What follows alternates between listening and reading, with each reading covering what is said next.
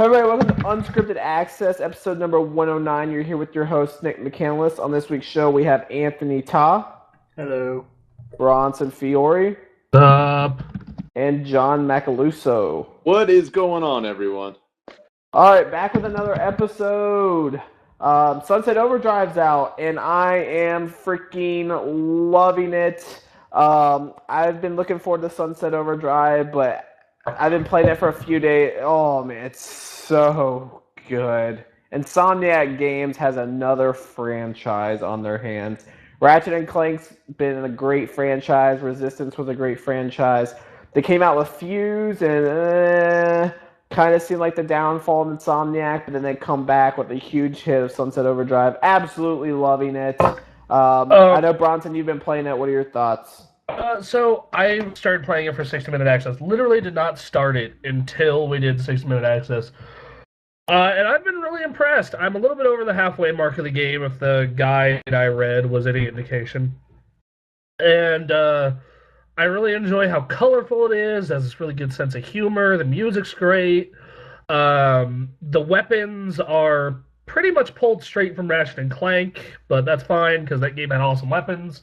It's been a really surprising game for me. Right now, granted, I have not played Bayonetta 2 yet because I've been reviewing Halo and playing Sunset Overdrive.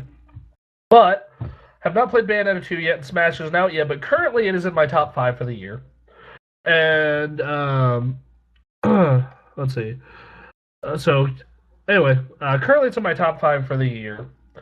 And it's just a really fun game. It reminds me a lot of why I like Saints Row last year and why I like Donkey Kong and Mario, or Mario last year and Donkey Kong this year, is it's just fun. It's just a lot of fun. It's really, there are certain games that take themselves very seriously, the Last of Us and to an extent Infamous, and but it's a very jokey game. Like, it makes fun of tropes from other games. I really like it. And I actually never lost faith in Insomniac because I played Into the Nexus last year, which, even though it was short, it was awesome. Resistance 3 was great. Ratchet & Clank: A Crack in Time is one of the best platformers. Yeah, but those are established franchises, though. To see Insomniac come off of a new franchise that was kind of a bust and start a new franchise, I mean, here's the thing. Microsoft was behind it. They had the money. They had the marketing. All they had to do was execute a good game. And from the gameplay and videos and everything, like, I'll admit, when they first announced it, I was like, I'm not really feeling this. Saw gameplay, I got very interested. Played it, sold. Amazing game. Amazing. Like, I trusted them. I went out and bought the game. And within an hour, I was like, purchase well justified. I will say this. This is not a game that you'll necessarily pick up and immediately start playing and you'll be the best at it. There is a little bit of a learning curve because it's different. I mean, you need to move. Like, this isn't a game where you can just pick up weapons and shoot them and like hide behind cover. No, you need to jump. You need to be grinding. It reminds me, redundant statement because it's the same developer, but it reminds me a lot of Ratchet & Clank. Because if you play the shooting section of Ratchet & Clank, it controls very similar to that. It plays a lot like that. Like that, it just generally reminded me of the Ratchet & Clank games. That said, that's not a bad thing, especially in the case of the weapons. I love the gun that shoots records. There's a gun that fires goddamn explosive teddy bears. Yeah, the TNT teddies are awesome. What's funny, I think it's the very first gun you get is the compensator, and it looks like the gun's got, it looks like a dick, which I think that's pretty funny.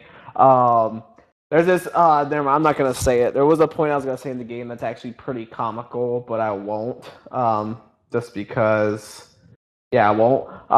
But there's this funny little, it kind of reminds me of Saints Row in a way, Saints Row 3, not Saints Row 4. Because they keep themselves in line, which Saints Row 3 did. They ruined that with Saints Row 4. This game does not keep itself in line at fucking all. There is a limit. Yes, it does not take itself serious, but everything still makes sense. That's what Saints Row 3 did. Saints Row 4 took that and put it on acid and that's what you get Saints Row 4, and that's why the game wasn't good. Yeah, Saints Saints Row Row 4 was terrible. You're both Thank bad you, John. people. Thank you, John, You're for bad agreeing people. with me. Bronson, you are the people. only person I've talked to who has liked Saints Row 4. You're bad people. But anyways, So Nick and John apparently hate fun and joy. No, absolutely not. Is Saints Row 3 fun and joy, Bronson? That game it's great. It's just not as good as 4. Oh, yeah. Okay, See, because if you say that, the more stupidity involved with it, the better the game. That's absolutely true. No, I already pointed this out. Like, Bronson would approve of a game where unicorns are flaming across the pink sky as the sun is not really a sun, but instead it's a water sphere that somehow emits lots of joules of energy, while the ground is like a bunch of weird things. Like, that would make sense, but it gets to the point where it's like... Look, here's the thing. If there's context to it, then that's fine. And Saints Row 4 had context. You know, like, that... They're... But if like Nick and John aren't liking it, that means they probably had too little context to the point where it's like, this is just something where, like I said last week, they had a giant board of ideas and they just threw darts at it, and wherever it ended, they're going to combine it to make something funny or try to. We talk about so the dart could land on any We talk about this every week. We talk about this every week. Let's just go back to Sunset Overdrive. But yeah, it's funny. Like, I remember one point in the game, you learn this new move or whatever, and he's like, "Well, I didn't even have to go to Game Facts for that." Like, it's just there's these little mentions in the game that are just they're funny. It's so good. It's an amazing game. It's a nice break. I think that's the one reason why I really like the game is we're playing these military games. Like, Destiny was supposed to be this game that was supposed to be different, but it just wasn't what everyone expected. We're playing racing games, but then bam, Sunset Overdrive comes out, and it's just so good. Like, the story's good, the gameplay's amazing, the weapons are your classic Insomniac game weapons. The game's rated M, so Insomniac Games takes the humor to the next level. Because the Ratchet and Clank, there's just so many references. Like, just look at the names of the games. There's so many references. Quest for Booty. Oh my god. You know? Yeah, there's so many references, but they had to keep that T rating, so they had to limit themselves. With Sunset Overdrive, they removed those limits. So it's so good. Like, if you have an Xbox One, you have to play Sunset Overdrive. No excuses. If you don't, you get a bundle for $350. Yeah, if you don't and you have money to spend, $349 gets you an Xbox One and Sunset Overdrive. So, Nick and Bronson, I'm sure I'm not the only one having a question like this. Forza Horizon 2 or Sunset Overdrive. You have to get one. Which one do I get today? Okay, so see, here's the thing. That's hard because that's a taste thing. Because, like, if these were two racing games, I would say, like, yeah, this one's better than this. But it's very much what's going to be your preference as far as genre goes. Like, yeah, which game do you think's going to give you more playtime? Because here's the thing. Forza Horizon 2, amazing. My racing game of the year. There's not been a game that even comes close to Forza Horizon 2 for me this year. Sunset Overdrive, like I said, definitely in my top 5. You just got to kind of evaluate. If you only have $60 to spend, which game am I going to find more enjoyable and get more time out of? You know what to expect from Forza. You've played Forza.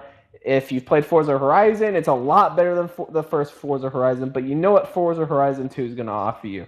Sunset Overdrive is going to deliver a unique experience you haven't really gotten anywhere else. The best way to kind of explain it is it's Infamous meets Ratchet and Clank meets Jet Set Radio meets Saints Row. It's freaking amazing. It's so good. The story, I have not beaten it yet. But the story's pretty solid. How far are you? Like, I'm at the part where you have to you're doing missions in basically what is Chinatown. Like, that's where I'm at. I'm a little bit past you. Okay. Yeah, not by much, but a little bit past you. Okay, because that means, according to the guides I've been reading, that means we are both past the halfway mark. So that said, it Oh, isn't. so it's not too long of a game. No, So yeah, so that's the thing. The game is news to me now. It does not seem like a long game. but it is open world, so it doesn't have a lot of the Right, standard yeah, it's open very world side similar to quest like stuff. Infamous in the way that you can destroy web cameras or you can collect toilet paper or collect stinky shoes. Like there's those little things, and then there's side missions, and there's co-op, which seems awesome. I have not tried it out yet. Bronson, we should definitely get on that before you return the game to GameFly. I want to check it out, see what the co-op's like. I want to see that myself actually. So, John, I mean, ultimately, it just comes down to what do you think you're going to get more enjoyment and time out of a crazy action adventure game with it doesn't have the longest story, the co-op seems promising, or an open world racer. You just got to kind of determine which of those is going to give you the best. Regardless of which one you decide to buy, they're definitely whichever one you don't buy, definitely rent because they're both very high caliber games. Forza Horizon 2 probably won't make it into my top 5, but it's definitely in my top 10. And then Sunset Overdrive is definitely, like I said, unless there's 2 or 3 surprises that come out of nowhere this year, Sunset Overdrive will definitely be in my top 5. Maybe in my top 3. It's really, really good. I like one thing that this game and one thing that Bayonetta, from what I've played in the demo, I really like about these two games in particular, especially being a week apart, is they are not of that serious tone. They're both very, they're both very jokey, both very all about fun, and they both remind me of like old school video games. That's what I really like about them. It's very 90s. Like it goes back to the days where games were just fun. Like it does that very, very well. Yeah. Yeah, this game. You just spoke of the '90s, and the first thing that came up to my head is that recently I watched this movie, Night at the Roxbury. And when you said it, I'm just like, humor sort of kind of goes with that style in a way, just kind of like some spazzy. Yeah, it's very Sunset Overdrive is very 90s in a way, in a good it's way. Like it has like this spazzy humor with lots of crazy movement. It's really awesome. I mean, but yeah, like some things I absolutely love about Sunset Overdrive, because I only watched Bronson play it. I did not actually play it myself. I really like the finesse of their presentation. It's just really smooth, because there's like a lot of presentation where you would like watch a cutscene and then it's like a 30-second loading time, and just kind of that loading time ends up cooling things down, where Sunset Overdrive is just, it keeps the energy going. Yeah, then you build up like your combo by like jumping, grinding, killing enemies. It's a very solid game. And then there's amps, which add special abilities to your weapons, and then you can level up your weapons to deal more damage. The characters in the game all have very unique personalities. Some of them are very comical. I'll put it this way: when you play Sunset Overdrive, I guarantee you, and I'm sure Bronson can agree, most of these characters you can relate to at least one person you've met or dealt with in your life, which is awesome. Because some of these characters, you're just like, really, what a douche. Or this character, like, you're a complete, like, airhead. And you're like, you know what? This person reminds me of this person I used to know, or this person I know, or this reminds me of this friend. It's fun. I like it. Yeah, for sure. Oh man, there's a lot about the game that's it's very endearing in a way that they're able to create a game that's kind of this nuts, but like I look at the characters and I'm like, I know people like that. That's like that's kind of the what I was getting from anyway, the vibe I was getting. But Yeah. I don't know. Yeah, but definitely if you have an Xbox One, if you don't have the money or can't purchase it, definitely rent it. This is not a game you want to miss out on. Once again, between this and Forza, like my personal taste would say this. But that's just my taste in games, what I like. I like simulation racers, but I will say if you're down for something new, definitely go with Sunset Overdrive. Like I said, Forza, you know what you're getting. You're gonna race cars in an open world, and it's absolutely fun. Like I will be playing Forza Horizon 2 7 to 8 months from now. Sunset Overdrive, probably not. But here's the Sunset thing. Overdrive will deliver an experience that you don't find all the time. Like here's how I look at it. don't. Like Forza's going to be the good game, the safe, reliable choice, guaranteed to be well worth your money if you like racing games. And if you like racing games, I look at Sunset Overdrive and it's like it's a little more polarizing. But if you like it, it's going to put a huge smile on your face. I'll put it this way: I have yet to talk to anyone who's played Sunset Overdrive that does not like it. It's very entertaining to watch. I'm just sitting there watching Bronson just become this superhero to a college dude in that one scene where we were just sitting there. We're like, wow, that's pretty awesome.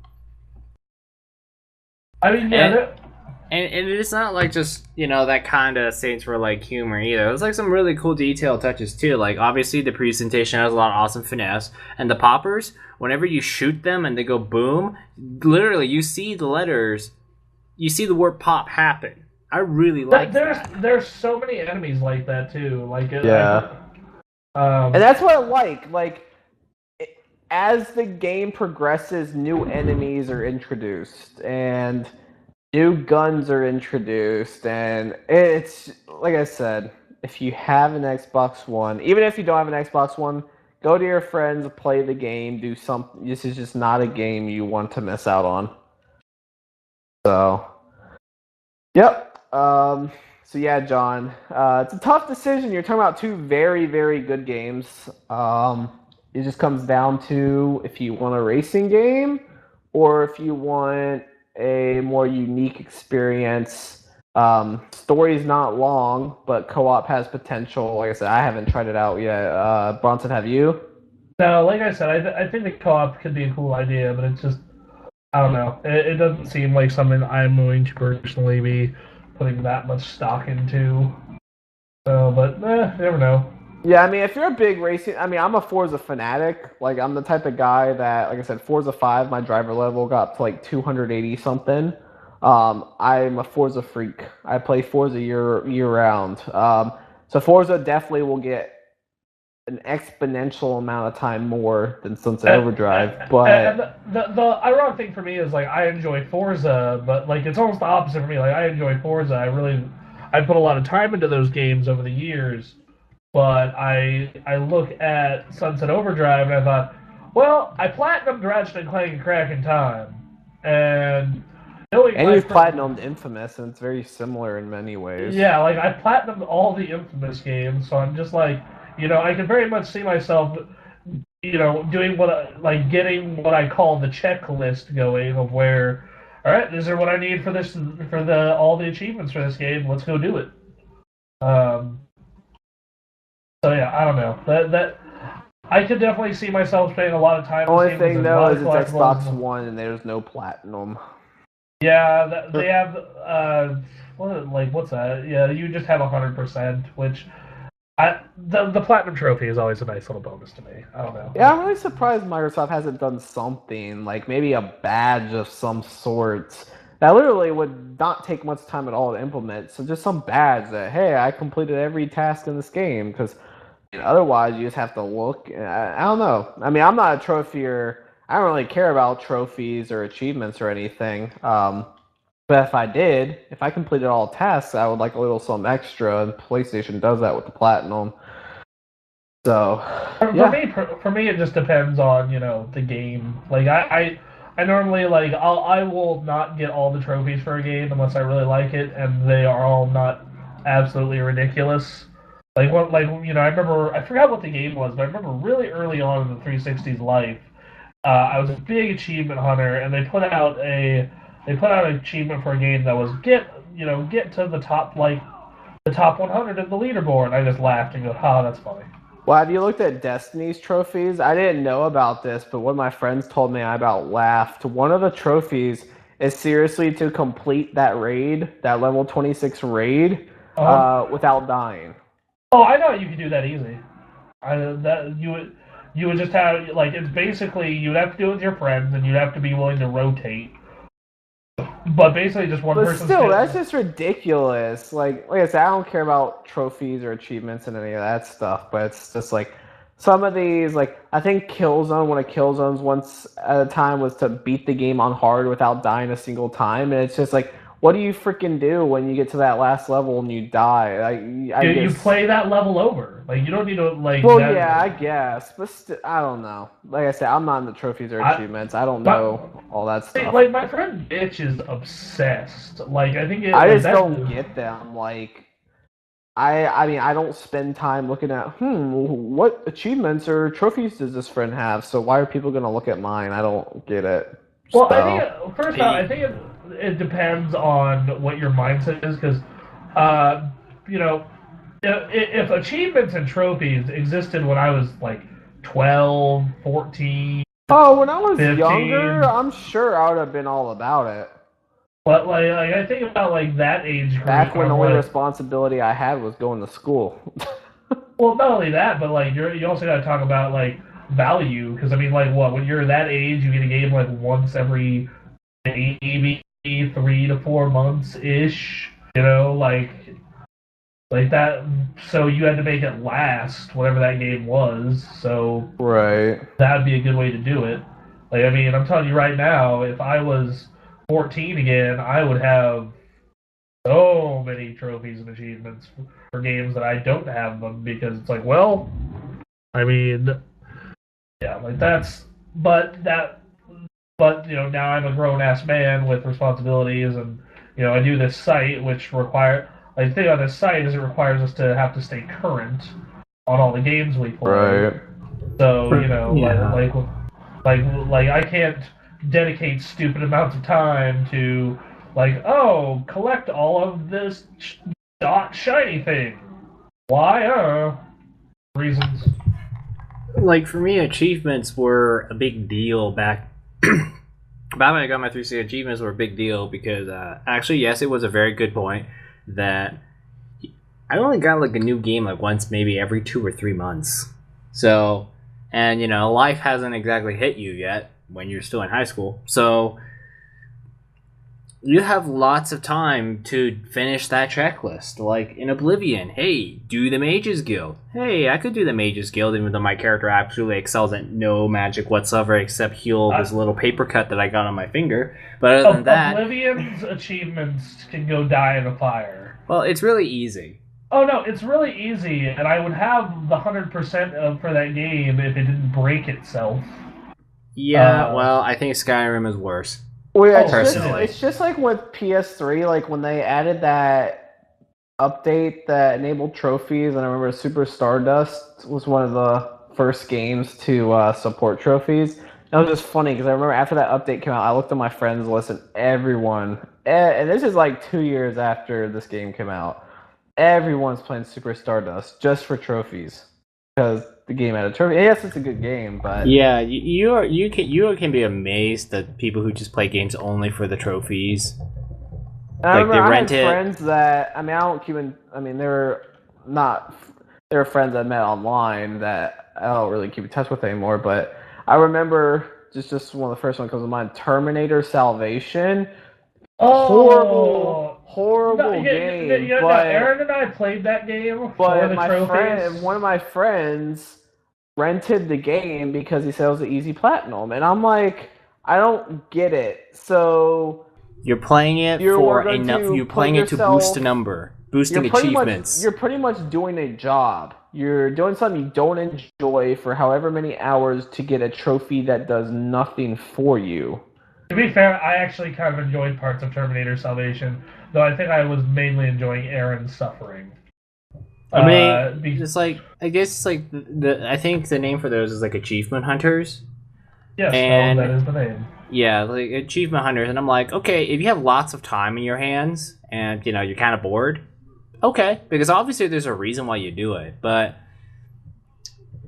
at the same time, I always kind of thought, well, it's not like doing this is gonna boost your job resume in any way. Like I say, I've got a 500,000 gamer score. Well, I don't know if that exactly hires you for anything. Yeah, unless you're the #1 in the world, you're not going to get anything. Like that one Yeah, guy which- who that who guy has the got a highest gamer score, lifetime- he got Xbox Live free for the rest of his life. But you know what? You know but what? factor in That- the amount of hours and games he play, he's pretty much working for less than what he'd make as a sweatshop worker. So Yeah, but he probably had fun doing a lot of that. So yeah, but that's also called not having a life. If you have the amount of time that guy did, I think his gamer score is like over 1 million. Like, come on, like Yeah, but like- you cannot have a life and have a gamer score like that. That's like playing every single game and getting every single achievement. That's like 100%ing a game like twice a week or something. I mean, the thing is, though, is like, you know, I guess you would call him our competition. One of our, one of the most popular gaming series on YouTube is The Completionist. Every week, that dude 100%s a game and reviews it from the standpoint of 100%ing the game. And that is the main hook of his show. Met that dude at E3, talked to him for a little bit. Seems like a nice guy. Obviously has a life, but like that's a way you could turn that into a career, I guess. But like even then, not hunting for achievements is mainly hunting for just 100%ing games that you don't necessarily need. Okay, Yeah. let's move along into the. Well, actually, before we move on, John, what are your thoughts on trophies and achievements? It kind of depends on the game, but if they're too ridiculous, I don't even care about it. But if it's a game where they're fun, like I kind of enjoy getting them in Infamous. I've platinumed Arkham Asylum. Fuck the Arkham games Riddler trophies. It's just the Riddler can go fucking die in a fire. Yeah, I finished the Riddler on Arkham Asylum and Arkham City, and it's just that I don't know. There's something in my head makes me want to do it a lot. I mean, Shadow of Mordor, I want to as well. Like, but, yeah, and then, I think that part of it comes with the era of where like we grew up in games where, and in age groups where like I said, the value proposition, and then the whole what's the word I'm looking for? The whole fact that like it's a completionist nature, like because when you're a kid, I got all 120 stars in Mario, and now that horrible addiction follows you into adulthood. To I'm in 100% Super Mario 3D World. I don't fucking know. So I think another big thing in it too is competition with like your friends.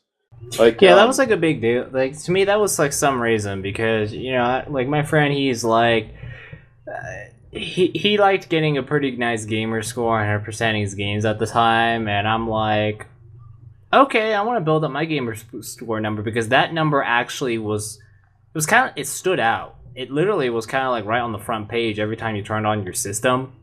So you want that number to be nice. And I guess at the time achievements were new. But I don't know, but today I just don't care. Like everything has an achievement system now. Hyrule Warriors has it, Steam has it, trophies, game. It's like I just don't care anymore. To me, it's just a tiny little paper certificate saying. Yeah, it's just like back in the day, it was pretty cool that says, congratulations, you have finished the story of this game, and you're like, yeah, I've got some points for doing that. Now it's so everywhere that I just don't feel anything. It's like I just got a little sticker for finishing something. I don't know, it's like lately I just don't care about trophies or achievements. I mean, it's just one little bleep on my screen, and that's it. Right there with you, Anthony. I mean, it could be because I'm an adult now, and you just don't have time to 100% games anymore. That, and they make like really ridiculous stuff, like freaking, like some of these games to truly 100% them would take you hundreds of hours, and you just don't have that kind of time when you want to buy a new game every month. When that type of achievement could take you 3 months. Did you watch The Completionist of Hyrule Warriors? No, I didn't. 224 hours to 100% that game. That's just nuts. Granted, he said he enjoyed every minute I mean, of it, so if I you guess liked if you it- enjoyed... That's over If you really a like it and you week- played over a course of 6 months, That's that's over fine. a week's worth of time. Well, he did All that... to say that you completed a game. Like, no, that does nothing for your life. Here's the thing, though. If you had fun doing it, then that's not an issue. Like, if you I found mean, it yeah, to be a like, chore, yeah, though, like then I have fuck no that. problem. I have no problem 100%ing the achievement list in Oblivion because I absolutely loved Oblivion. I wanted to, and those achievements kind of stood out to me because it's like, hey, the Mage Guild, I never done that before. Let me finish the Mage Guild, and I actually liked it. So, achievements in a way tell you to explore parts of a game that you never seen before. Yeah, that's the difference between good and bad achievements, right? Like that, there are the grindy bullshit achievements of the Assassin's Creeds of the world, and then there are some really fucking awesome achievements. And my thing is, like, if you enjoyed 100%ing it, then I don't consider it a waste. Like the completion even said, like, I enjoyed all 224 hours that I put in that game. He had to do it before embargo, also. So that dude did that in 2 weeks. That translates. Which pretty much meant that he was waking up, playing the game, sleeping, using the restroom, and then going back to sleep. And that's all he did for 2 weeks. I mean, and that's only like 4 hours of sleep a day. I'm so glad that we kind of have the policy here that you have to just finish the main campaign. Actually, no, it's not just that, but you gotta play it. That's fine, but that just sounds like utter torture to me. It really depends, because it's like, would you consider yourself, Nick, to have like pretty much finished Forza because you're driver level 250 and probably spent hundreds of hours into it? Well, here's the you thing. probably finished Forza at this point. Like, literally.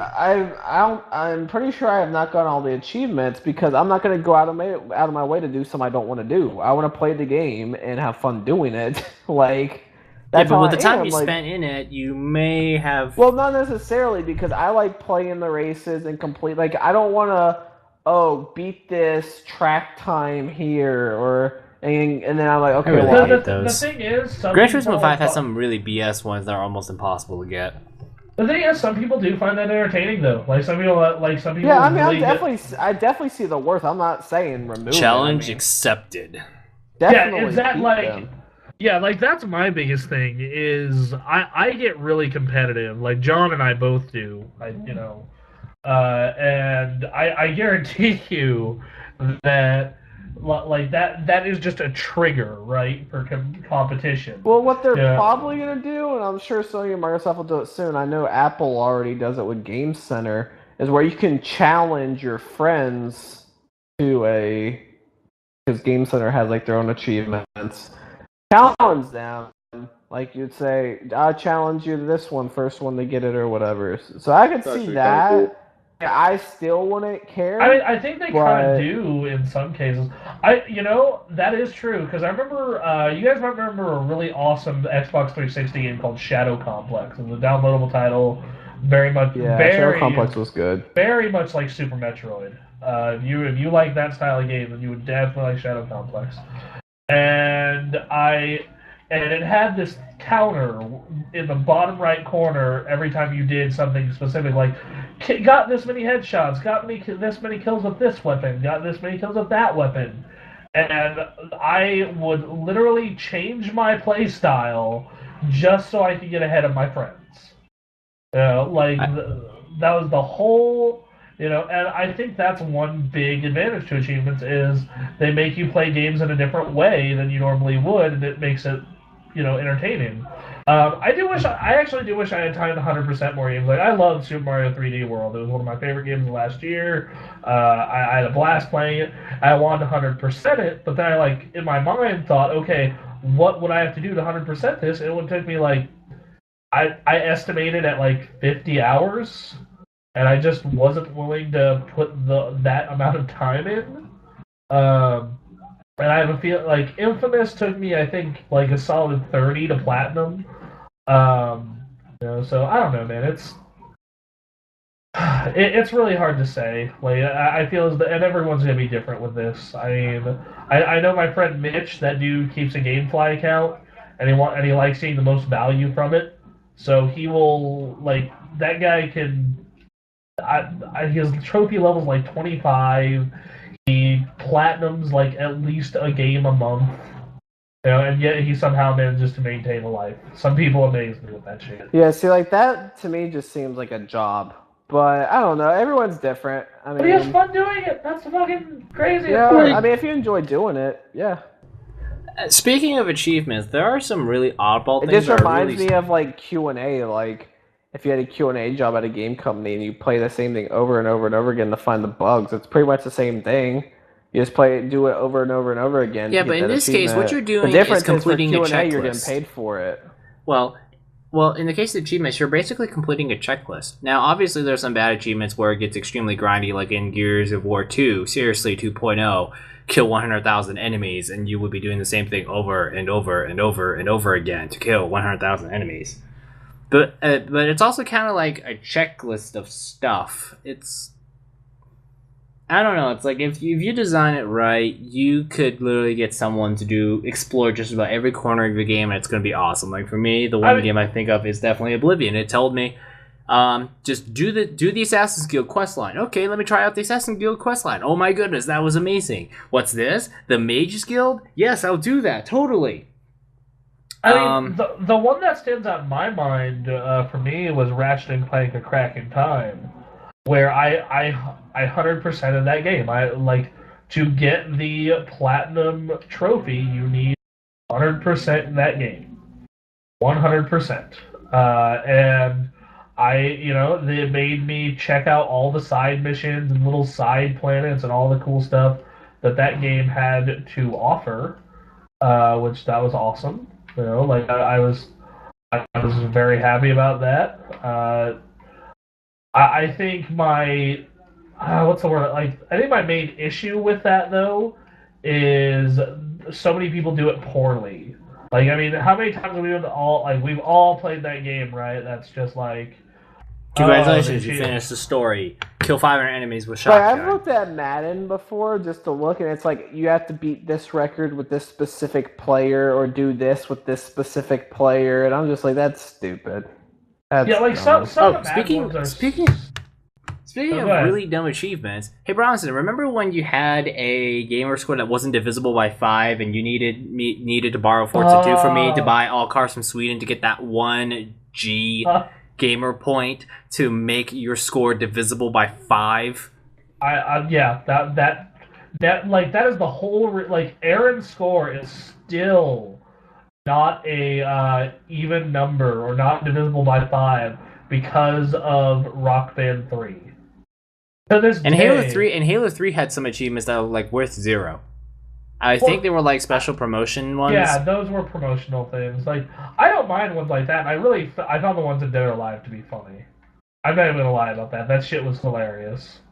The whole it's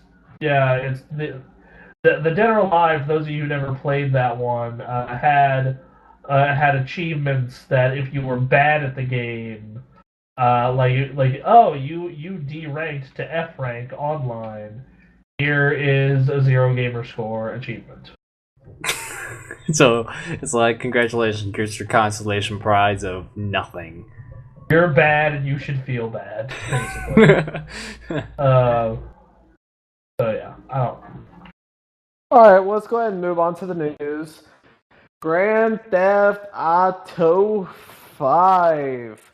We've already known for a little bit about the first-person mode, but Rockstar has released a trailer showing off first-person mode, and they've also shown a comparison video of last generation to this generation. I know there's been previous videos, but they went even more in depth and sold instantly, no questions asked, buying it day one, cannot wait. I'm gonna buy it, but just not immediately.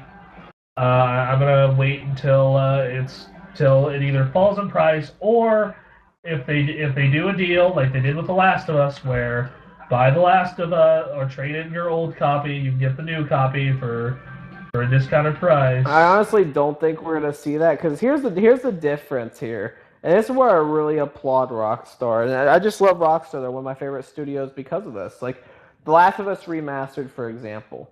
Awesome. But it's The Last of Us Remastered. They're adding content. There's new weapons, new vehicles, there's new missions. They're adding first person into it. And it's remastered. So it's like, I want to say it's a brand new game, but it's like a Grand Theft Auto 5.5, where it's everything looks better. There's new content. They're adding a whole new first-person mode, which looks absolutely amazing from the trailer. I mean, first-person driving, first-person shooting, looks awesome. Cannot wait. Oh, I am very excited for first-person driving, and okay, I admit. Okay, I was like, oh, it's Grand Theft Auto 5, don't care. And then I saw a picture of it's like, oh, you get a dashboard. And I know I saw that from the trailer when we were at E3, but, I looked at him like, so does that mean that I actually get a speedometer and actually know for sure how fast I drive in GTA 5 now, and I get a fuel gauge so I can tell when there's fuel leaking in the back? Because one of the cool, awesome details about Grand Theft Auto 5 is that if you shoot just in front of the rear wheel, if you put enough bullets through there, you can actually get gas to leak, and the car will eventually die after about a couple minutes. So does that gas need to move, which is great. Also, it's really exciting because you're going to be in first-person view while being chased by the police on a freeway, which could mean that this game could do a better job of being Need for Speed than Need for Speed. Like, to me, that's the exciting part. Like, it's like, yeah, driving's awesome. And yeah, that comparison video, what they did was they took a PS3 and a PS4, and the game looks amazing on PS3, and then you look at the PS4 version, and they said they redid the animations, they redid so much of the game. They claimed that, now at the time that they did to make the new Grand Theft Auto 5, they could have made a whole new game. So that's some exciting stuff. Like, this is one of the very few remaster that is fully worth the $60. Like, this isn't that comparison video. I mean, I was amazed by how good Grand Theft Auto 5 looked on the PS3 and 360. I think it's one of the most technically impressive games of last generation. And you look at it in the comparison video. Oh, it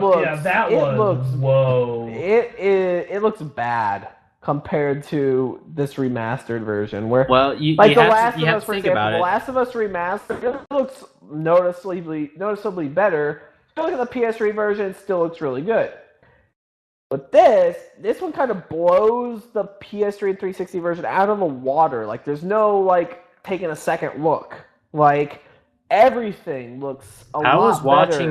I was watching it on a phone screen, so it wasn't really the best way to get a comparison. Oh yeah, I watched it on my laptop in full 1080p, and it's just the difference is mind-blowing. Yeah, but even on the phone, I was like, everything looks sharper. You have proper reflections now, which is huge because reflections are not easy to do in graphics. But yeah, much better lighting. Better lighting, more detail in just about everything, better animations. I don't know, this is really exciting. I'm hoping this is more than just a graphical update, because if they kind of new content and the first person mode. Yeah, but if they somehow improve the physics to the point where the cars actually sort of handle real cars instead of I don't know, Grand Theft Auto 4 had a bunch of softly wallowy pillow boats that somehow look like cars, and Grand Theft Auto 5 had cars that felt a little too loose. But even though it's the same game, first person mode makes it a whole new experience almost. That just doesn't appeal to me. First person mode is great for driving. First person mode is great for shooting. How about cover system in first person mode in Grand Theft Auto 5? Ooh. So you can actually switch the control, make it like Rainbow Six, to where you're in first person, but when you take cover, it goes into third person. Yeah, you can switch it, which is awesome. Is that a manual thing, or is that an automatic thing? No, because if it's automatic, I might be okay. But at the same time, it's something to get used to, because obviously first person cover in shooters is different from third person, because in third person you can have a set animation like, say, Gears or Mass Effect. First person, you're just crouching. or At hiding least behind a as barrel? far as I know it, I'm pretty sure it's manual, but I don't know.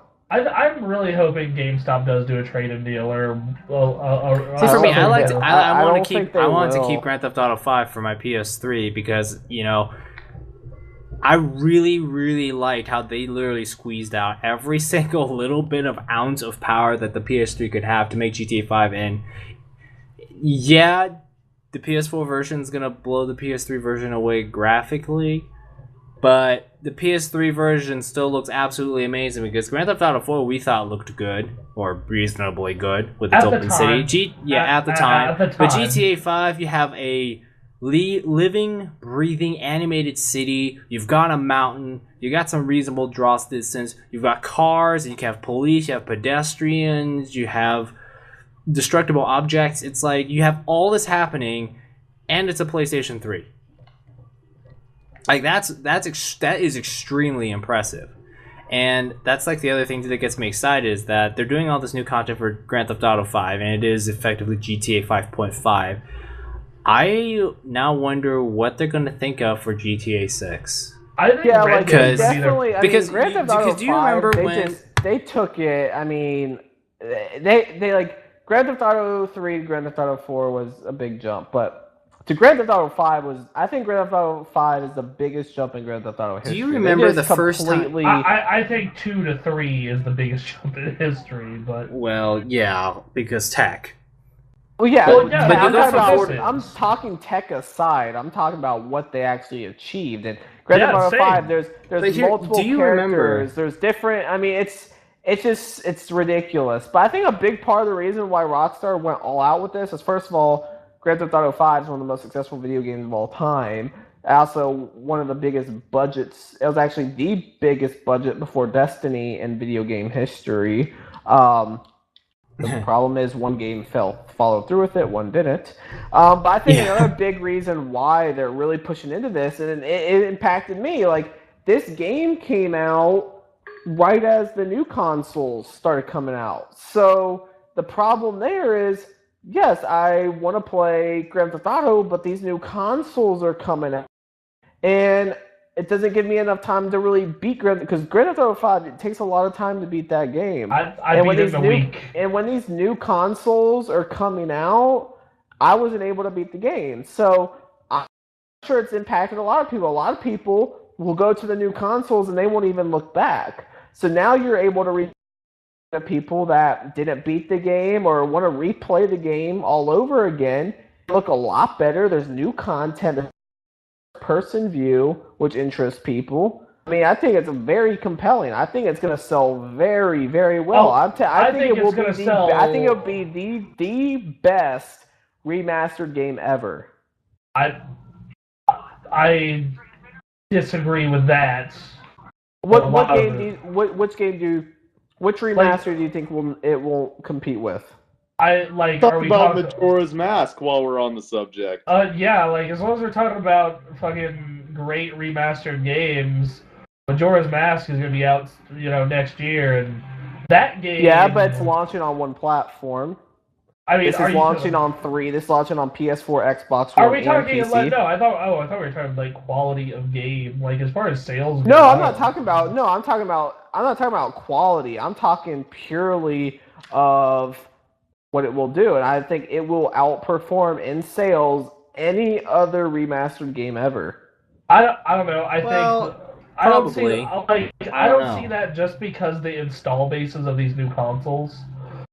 But like I could see, because I'm looking at like, okay, well the God of War collection, that thing that even hits a 1/10 of what it could hit, then that's 7 million right there. The thing is that it's remastered. Will it be the best selling ever remastered? Probably yes. Is it going to be like astronomical sales numbers? Probably no, because at the end of the day, it's like. Oh, I think when Halo 1 Anniversary came out, was it like selling like hotcakes? Maybe the first day or week, I guess, but it's still like, oh, we've played this game before, and yes, there's new content, right, but here's the thing that's different though. Like most of these. Here's the thing when you look at remastered, like remasters usually fall into a couple different scenarios. One, they remaster it 10, 15 years after it comes out to where it just doesn't hold up. For example, GoldenEye was a prime example of that. It was an amazing game back on the 64. It just doesn't That hold was up. not a remaster. That was a new GoldenEye, and it was a really. I know I'm not- I understand that's not a remaster. I'm just giving an example of how if they were to remake GoldenEye now, it would be gone. Yeah, like it's just not a game that holds up. So it either runs into one of those situations, two, it runs into a situation where they don't. It might look a little bit better, and they release it the next year, but a whole nother scenario where this is a game that came out right when the new consoles were launching. So there is a user people who, like me, were busy getting onto the new consoles and maybe didn't put as much time into Grand Theft Auto 5 as they would have liked to, because you have the long campaign, then you also have Grand Theft Auto Online. I didn't even have a chance to get into the online.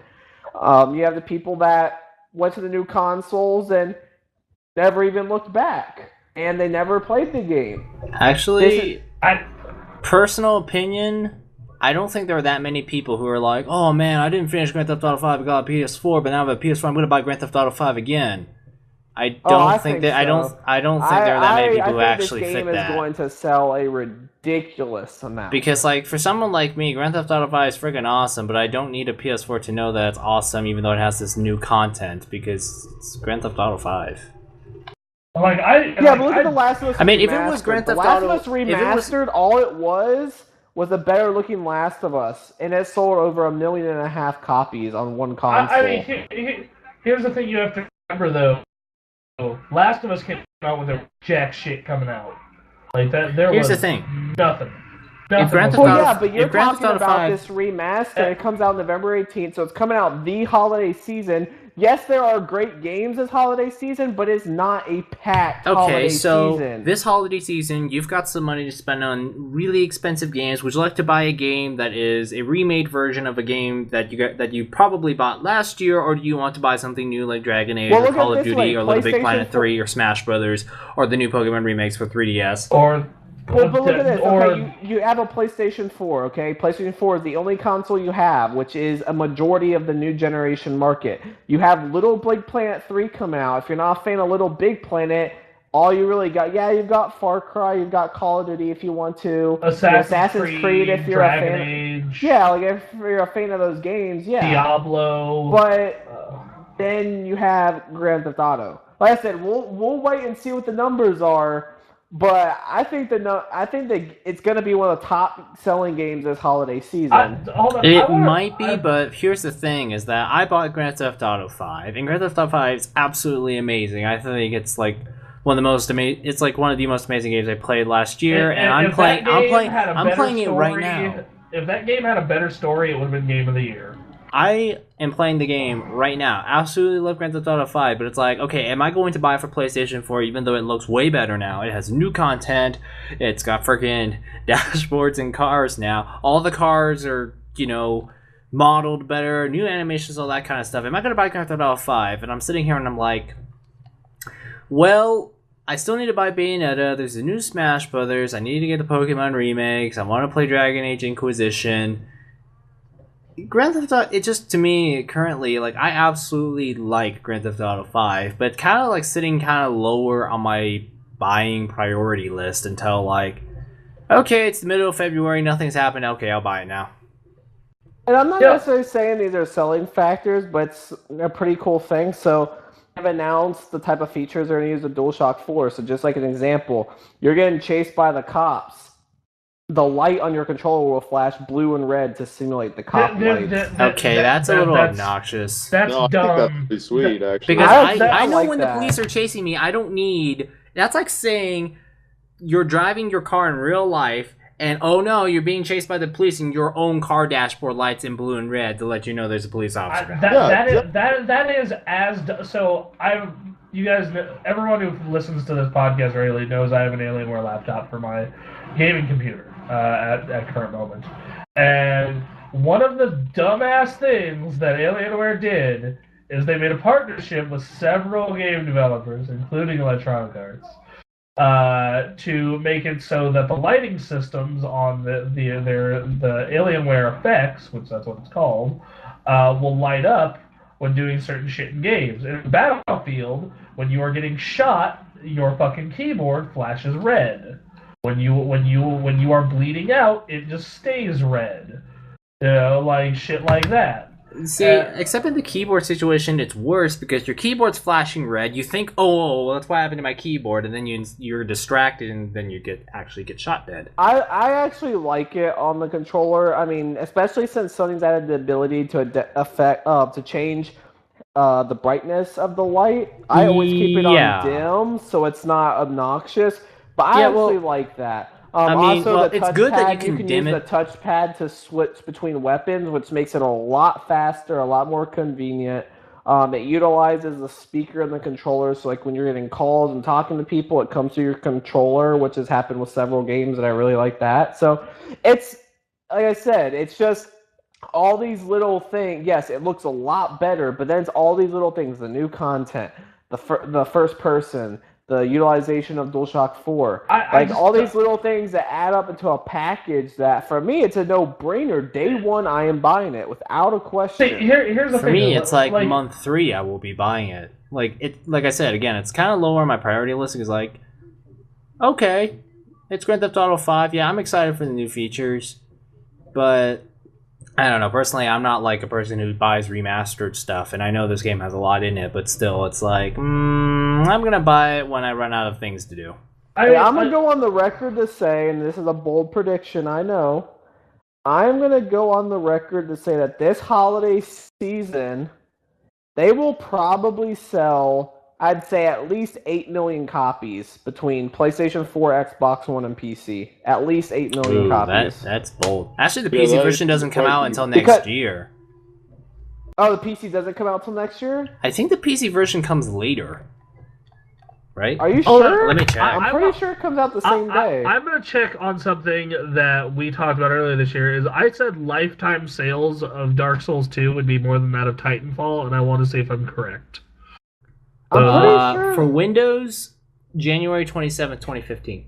Okay, if it's not okay, then I do change my prediction there. Because I was counting that's going to be really which is the very first time this game's came out on PC. But I will say, between PlayStation 4 and Xbox One this holiday season, I think it'll do 5 million on both platforms. I think that's like, I'm not sure. Like, for me, there's like so many other games I would rather play than go through GTA 5 again. Because it's just like the PlayStation 4, like, I know this game. It doesn't really have anything. Like I said, Little Big Planet, but then there's Far Cry, Assassin's Creed, and Call of Duty. Those are the big ones. Dragon Age. I understand that this Grand Theft Auto 5 could be something like Persona 4: The Golden, which you take a great game and make it even greater. But I don't know.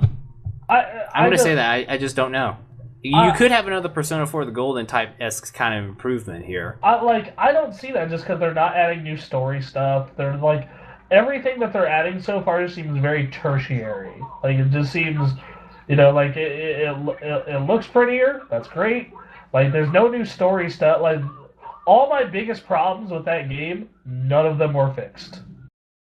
None of them were addressed. So I mean, like, what would get me to buy Grand Theft Auto for PS4? If they said, okay, get Grand Theft Auto 5, and you had some expansion, like, in Grand Theft Auto 4, you had The Lost in the Damned and the Valley of the Gate. If they stuck that in with, like, new Grand Theft Auto 5 PS4, I'd be like, yep, sign me up. But I would. Yeah, absolutely. But right now, I mean, what's probably going to make me get it for the PS4 is if those expansions they're making are exclusive to the Xbox One, PS4, and PC because the PS3 can't do it anymore or something. I don't think they'll do that. I don't know. Like, they spent this much time making the PS4 version as good as it is, so I don't know what they're gonna do if there is an expansion.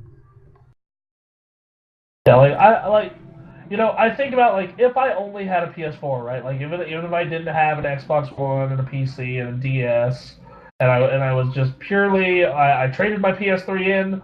All I got is a PS4, and that's what I'm gaming on for the foreseeable future. And, like, even that, you got like Call of Duty's coming out. Like, there's a lot of good, Far Cry, Assassin's Creed, What else? There's Little Big Planet. Drive Club wasn't that bad of a game. Like Drive Club was a great game. Yeah, but that game's got a horrible reputation now because of its Oh online bust. yeah. Like even to this day, it's not 100% functional. Like if you go search Drive Club, like people that are on the fence about the game, they're probably not going to buy it because all they're going to see is negativity about it. I mean, yeah, like Drive Club is very polarizing.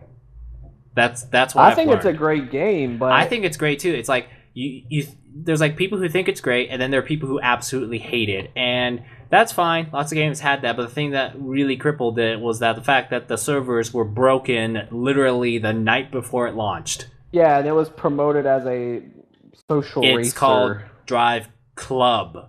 Yeah. And freaking, nothing worked, and then they got something. So, like, even today, I played Drive Club today, and they still haven't gotten the challenges system to 100% work yet. Actually, I think that feature is still locked down in the menu. Like, you're supposed to be able to issue challenges to your friends and other people, but that feature's been locked for a while. Shortly after launch, they were going to release a patch to put in weather, which they still don't have, and it's been a month. To be honest, well, the problem is that you're spending... What's that, John? How do you not have weather in a racing game? Weather is very hard to do. Okay, it wasn't in Forza 5. Weather is extremely hard because, from a graphical standpoint, you kind of need to do weather without causing the frame rate to completely crash through the floor. To like fall through the floor, and you have to put in physics for the rain, which is, for a racing game, pretty hard because it isn't exactly just saying a lower grip coefficient on tires. No, I don't think it's just that. But I think there's no weather, and you don't really get your DLC, and I don't think the PlayStation Plus version even exists yet because they're spending all their time trying to fix the online features. Pretty much, they just basically this game Yoshida pretty much came out and said, "Look, like it's been delayed for a long period of time." Indefinitely. I feel as though that the December and January PlayStation Plus games are apologizing for Drive. We'll get into that right now. So Sony, which this is a first, they've announced their PlayStation Plus games for December and January, and November has just started. So they've announced, and it pretty much is an apology because in the PlayStation blog post they even mentioned how they were sorry about Drive Club not coming as it was supposed to. But anyway, so in December, PlayStation Plus is finally getting AAA releases. So it'll be the very first time up to this point it's been all indie titles. December, PlayStation 4 users will get Injustice Gods Among Us and Secret Ponchos. Actually checked out Secret Ponchos.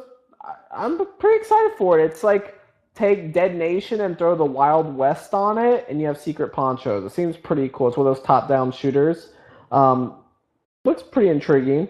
And then in January, we've got Infamous First Light and the Swapper. I've heard so much good things about the Swapper, so... Yeah, and the Infamous First Light does not require Infamous Second Son. I sent a text to everyone on the site. It's like, ouch, like, you're telling everyone in advance, like, okay, well, if I was on the fence about buying Infamous First Light, I'm not going to anymore. I'll just wait till January. I personally bought it and loved it. I think it's very much worth the $15. So everyone getting it for free, they're getting a really good product free with their PlayStation Plus subscription. It's just, like Bronson said, it's pretty much an apology because Sony does not do this. You don't announce your PlayStation Plus offerings 2 months in advance, which pretty much halt the sales. Like Injustice, kind of understand because that game's been out an extremely long time. I believe that was a launch title, but Infamous First Light hasn't been out that long. It's been out for, I think, 3 or 4 months now. So people could still possibly be on the fence about that. So can I dare say that Sony might be slipping at the moment? Because your PlayStation 4 still costs $400. The Xbox One is $350 and comes with a game at least. Well, I think what's going to happen is Drive Club is going to be the PlayStation's only significant exclusive racing game for like the next year or two until Gran Turismo happens. But Forza 2 is awesome and Sunset Overdrive is surprisingly entertaining. I mean, Well, here's the thing. I don't think that's like I know it's like very short term, but still, it's like for the short term, it doesn't. Not exactly the best news from Sony. Well, here's the thing. I want to get two down because first of all, I can almost promise you that for Black Friday, Sony's going to have a PlayStation 4 bundled with a game for $400. If not two games for $400. Almost a given. They're definitely not going to drop the price, but there will be a PlayStation 4 bundle for $400. So you're talking about a $50 difference at that point. Hopefully, it won't be the Destiny bundle because. Yeah, we'll know. Maybe it'll be like a Far Cry, or maybe it'll be a Little Big Planet 3. I don't know. We'll see. But Sony's going to do something there. But yeah, as far as the holiday season, absolutely, Microsoft has the better holiday season. There's no debating that. But then in February, Sony has two very big titles. They have Bloodborne and The Order 1886. Two very solid. Well, I can't say solid. I mean, I've played The Order 1886. Two very promising games. I will say that. And then we've got Uncharted and various games coming out next year. So yes, Microsoft has the upper hand this holiday season, absolutely, and I think Sony knows that. It's something they're gonna have to fight through this holiday season. But look what happened with the PlayStation 3. Sony had a very rough 2 to 3 years to start that console, and then after that, they just kicked complete ass. And I think that's what we're gonna see again. I don't think it's going to be as bad because Microsoft has finally started investing in first-party studios, thank God, and they've actually got good management thanks to Phil Spencer. I think Phil Spencer was the best thing that ever happened to Microsoft's Xbox division. He is the perfect guy, guy to head that division because he is a true gamer and understands what the gamers want. He's not Don Matrick. All he cares about is his next paycheck. I just kind of want to say, I was looking through some of our archives of 60-minute access. I remember the Xbox Live reveal. Sorry, the Xbox One reveal. I was going to say we were. Phil Spencer was on the stage. Phil Spencer was like talking about that, and I was like, wonder what he was thinking that time when he was working for Don Matrick. Oh, he absolutely hated it. I can promise because he was on that stage talking about how Xbox One was going to bring the greatest entertainment. And this is the reveal event, the same event where we found out there was nothing but TV sports and Call of Duty. And I guarantee it was unbelievable. Phil Spencer was freaking being eaten alive. You can just tell, like. Since he's took head of the company, look at everything that's changed. They're getting first-party studio engagement. Prices are dropping. They did away with their stupid, we're selling to connect with every console. He's really flipped Xbox One around. If Don Matrick was still heading Microsoft, the Xbox One would still be in the shitter. And they'd be promoting the next version of Netflix to premiere on the console. Netflix Gold Edition. Yeah, Netflix Gold Edition. You can now throw virtual popcorn at your Xbox mates as you watch Netflix. An extra $5 a month, please. Yeah, that's what we would be seeing. But no, Phil Spencer running, and with PlayStation, Jack Tretton leaving sucks. I loved Jack Tretton. At E3, the new guy just doesn't seem. I remember that. He's like, here is our new guy. He is the most qualified man to lead PlayStation. He walks up and now obviously it's not fair. Like how he it's not fair to. It's not fair to judge someone. It's not fair to judge them. I just think they should not have brought him out at E3. I understand he's the new guy and you want people to know that and not hide him. But at the same time, he needs work on public speaking. Here's the thing. His public speaking, fine. It's just that, there's he worked in PlayStation for a long time. He worked on the network division, I believe, or something like that. It's he's the perfect man to lead PlayStation. He comes up, and then we see the guy, and obviously it's not fair to judge on appearance, but he speaks fine. But there's this sense of, hello, Mr. Corporate Suit. How are you today? That's kind of what it felt like, and I'm like, and that's what I liked about Jack Tretton. Jack Tretton, he had that corporate look, but he also had that fun, people personally. He kind of had that more well. relaxed look to it, whereas what I was looking at was like maybe what you would find in a, PowerPoint presentation guy. Yeah, he's the type of guy you'd find running like a. Obviously, it's a little unfair to judge him at this point because it's like heck, he hasn't even been in the position for like 6 months yet. So also, not only that, but Jack Tretton had years of E3 experience and whatnot. Oh, absolutely. Yeah, I mean, this guy's. I mean, he's new in position, and like I said, there could come some rough moves with that. I mean, when you put a new guy in position, things can change. Like I said, look at how quick things change with Phil Spencer. Obviously, for the better. But I'm honestly not worried. I think we're gonna kind of just see what we saw with PlayStation 3, where PlayStation 4, it's kind of slow right now, but beginning next year, every year is going to be ridiculous. I mean, they've already got, as far as early next year, they've got early next year locked down. Like I said, they got Bloodborne and the Order 1886. So, we'll see. But yeah, as far as holiday season, absolutely Microsoft has the upper hand. I mean, Microsoft. Here's the thing though. Like, what I am really curious about right now is, can the Xbox One, for even 1 week or 2 weeks, outsell a PlayStation 4? Because up to this point, the PlayStation 4 now has a colossal lead. It pretty much has been the number one seller in game systems since it came out, really. But now you got a $350 Xbox One. PlayStation 4 does not have the best holiday lineup currently. It's like, can Xbox One outsell? And I'm pretty sure that's what they're doing, because obviously this $350 price cut isn't permanent. It ends at like the beginning of January. So, yeah. I think it will end up being permanent. I just think it won't be bundles. I think that what'll happen is Microsoft's going to see how well it sells, and see that it competes well. And after the holiday season, it'll be $349. It just won't be bundled. It could be. Sorry, just forget what I said right there. While talking about the Xbox One $350 bundle, there is a way you can get an Xbox One for $250.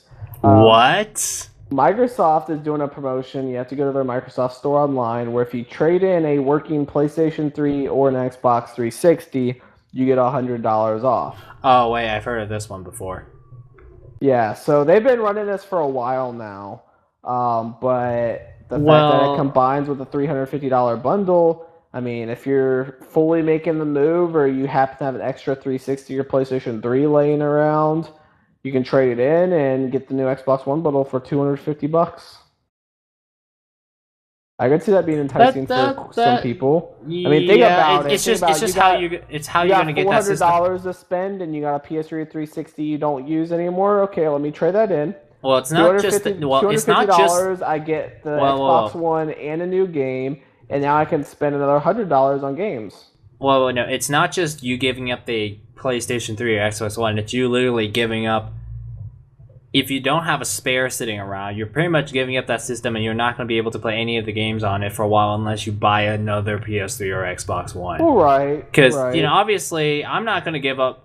Obviously, I would kind of like to, one day in the very far-flung future, I would like to play Mass Effect 2 again, or something like that. And I understand that, you can just go to any local video game pawn shop and easily get a used 360 that hopefully isn't a Xenon chip that's going to melt the moment you plugged it into your wall, but, it's like... But yeah, if you kind of have something, like if you have like an old PS3 that you for some reason never sold or got rid of, yeah, not a bad idea, considering that GameStop probably doesn't give you that much, doesn't give you as much. What I want to know is, what is Microsoft doing with the They gave me $100 for my PS3s last year. I don't know, probably selling them back to IBM. Maybe. Maybe, but... ripping out the Blu-ray drives and putting them in Xbox Ones? The Blu-ray drives and PlayStation 3s are way too slow. Yeah, like they're like... That's like the early days of Blu-ray. So they were spinning at like 1x or 2x speeds. That was the best you could do. I think the one in the Xbox One is like 4x. Yeah. It's not super fast. Yeah, well, Blu-ray is just one of those mediums that didn't exactly evolve as fast as you would hope, because like DVDs evolved pretty quickly. I think it's like all of a sudden you had rewritable DVDs, and you could get like pretty fast write speeds and read speeds, where the Blu-rays they're moving a little more slower. I think they're spending more of their time developing higher capacities than faster read speeds because I don't know. Because most people use them for movies and game developers. Fuck you, hard drives. Yeah, and at this point, you're not really the disc media is just slowly not as relevant anymore. Just slowly. It's like these days you can just download your games and hit play. And movies and and like most people for fucking movies, they just want to take the quality hit and stream. Like that's. Yeah, that's the weird thing. Like Blu-ray came out at a time where physical media was kind of on its way out, for movies anyway. Right when Blu-ray came out, yeah, people started buying the Blu-ray movies, and I did as well. But then it started moving into streaming. So Blu-ray's become, yeah, people still buy Blu-ray movies for those video files and audio files. But I mean, I still buy my movies on Blu-ray. So. Yeah, if it's a really good movie, I will. I'm especially Black Friday, with Black Friday shopping around the corner. There's always good deals where you can get Blu-rays for like $5. Freaking the blood sport. I mean, there's like two same ways you can enjoy Black Friday. You can,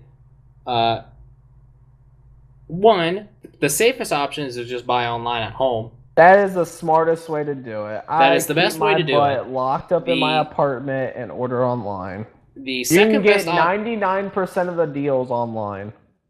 And the second best thing you can do is shop at like 4 or 5 a.m.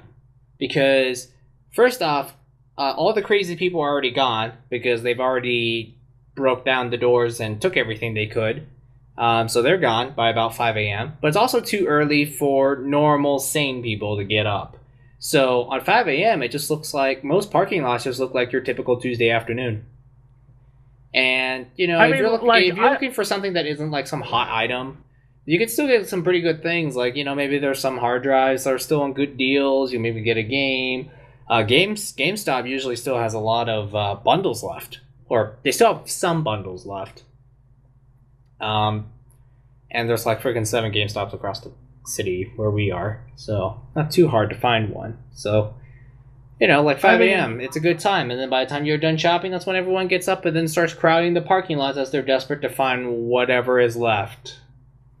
I mean, and like it depends on what you're trying to get, like that too. Like that's one thing that everyone forgets, and it very much depends on what you're trying to get. Like games, like fucking, like 99.9% chance you are gonna be able to get that game you want at your fucking house or at 5 in the morning.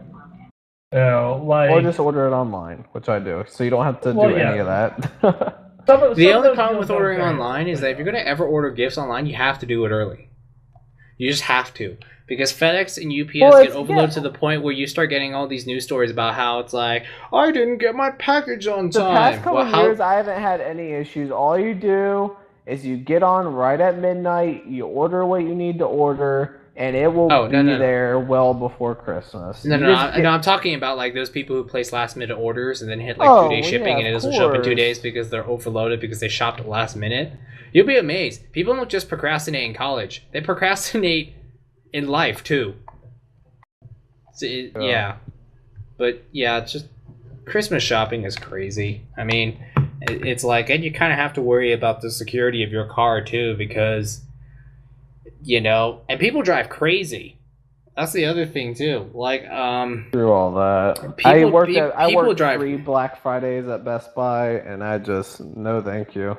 Yeah, I worked one at GameStop. Was not exceedingly horrible, but wasn't great either. Oh, it was fine. It was kind of cool saying hi to you at like 6 in the morning. Oh yeah, I was working it, but I was saying you were trying to sell me Theater Rhythm that morning because I was actually buying it that year. Thinking about it. Yeah, but it was also 5 a.m., so I was very tired. So yeah, you were pretty enthusiastic. You did good. Yeah, I don't know. I liked that job. working GameStop is not like. The problem with working GameStop is you're never going to get enough hours. Unless you are an ASM or the manager, you're never going to get enough fucking hours. Like that's the problem with it. Well, there's the other problem where every person who plays games thinks they want to sell games. Which is not, as you find from working it, is not true for a lot of people. Yeah. But, whatevs. Yeah. Alright, moving on to my last news story.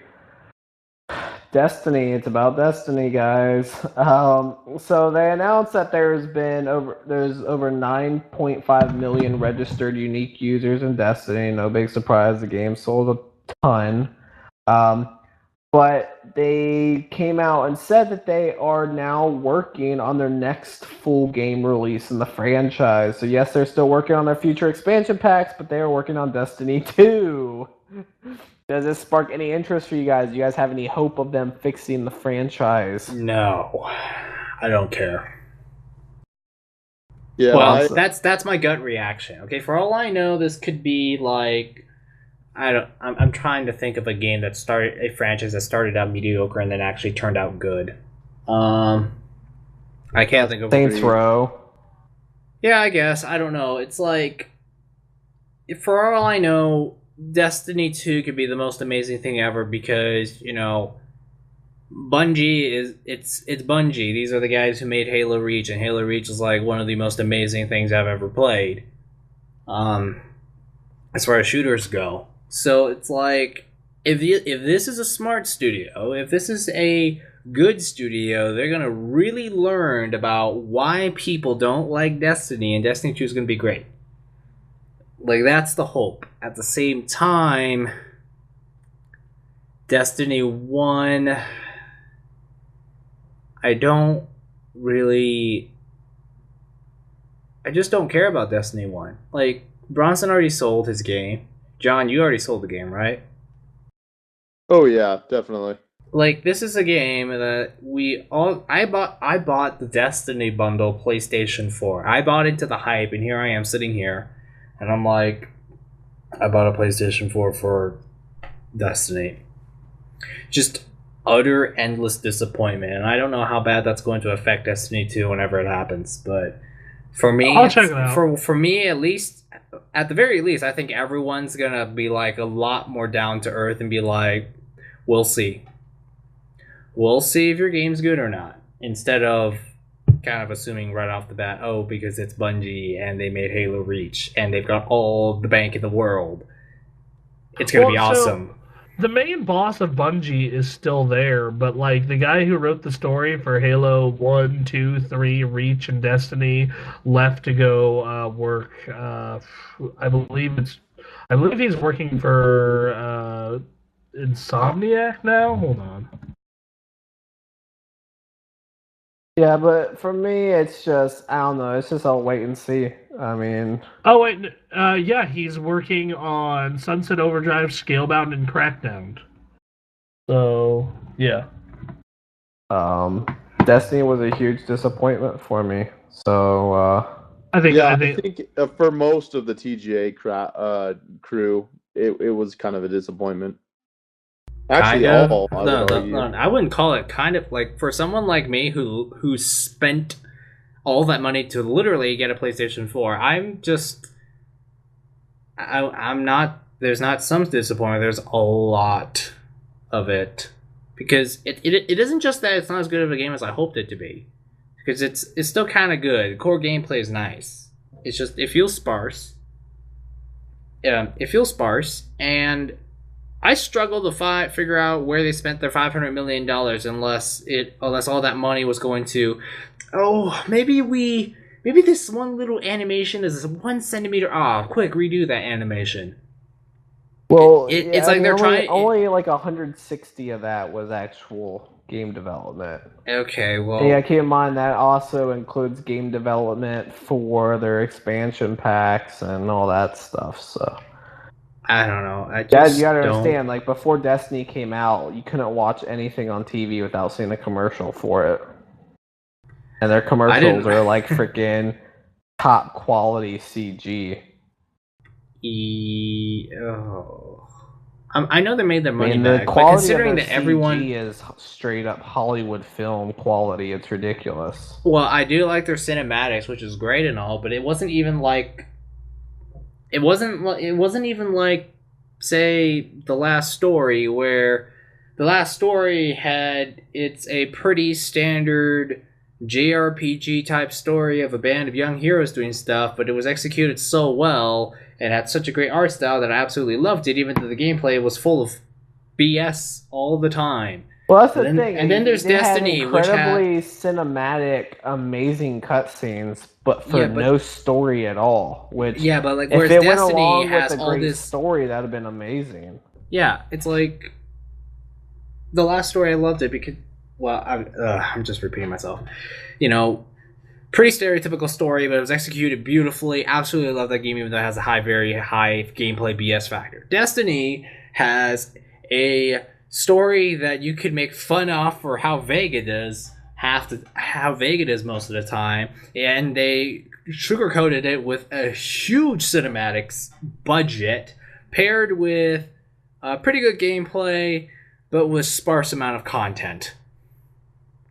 It just, I just loved like how in Destiny the story was pretty much, you're not gonna understand this right now, and you're not gonna understand this, and all of a sudden the game ends, and you still don't understand anything that just happened. well, you can't understand what's going to happen. You just have to go on the internet and read it. Which is retarded. Because I'm like, from my understanding, whenever you read the books or the comics or any of this, print material outside of that's based on a game world, it's supposed to complement it. Like, for example, I read Mass Effect Retribution, which complements the Mass Effect games by being a story between Mass Effect 2 and 3. That's great, because you could miss that book completely and still understand what happened in the world of Mass Effect. It's not supposed to substitute it. Same with the Halo books. And in the case of Destiny, it was like, all I basically understood from it is, there was the Traveler, and the darkness came. Now you must spread the light. Like, I'm just like, this sounds like like, you could make fun of this and write any generic fantasy story based on the words of, the voice and what's next. They're gonna have like some monster. They're gonna be called the Dragon. Just cliche up your terms. Okay, so first off, Penny Arcade actually did a comic about that.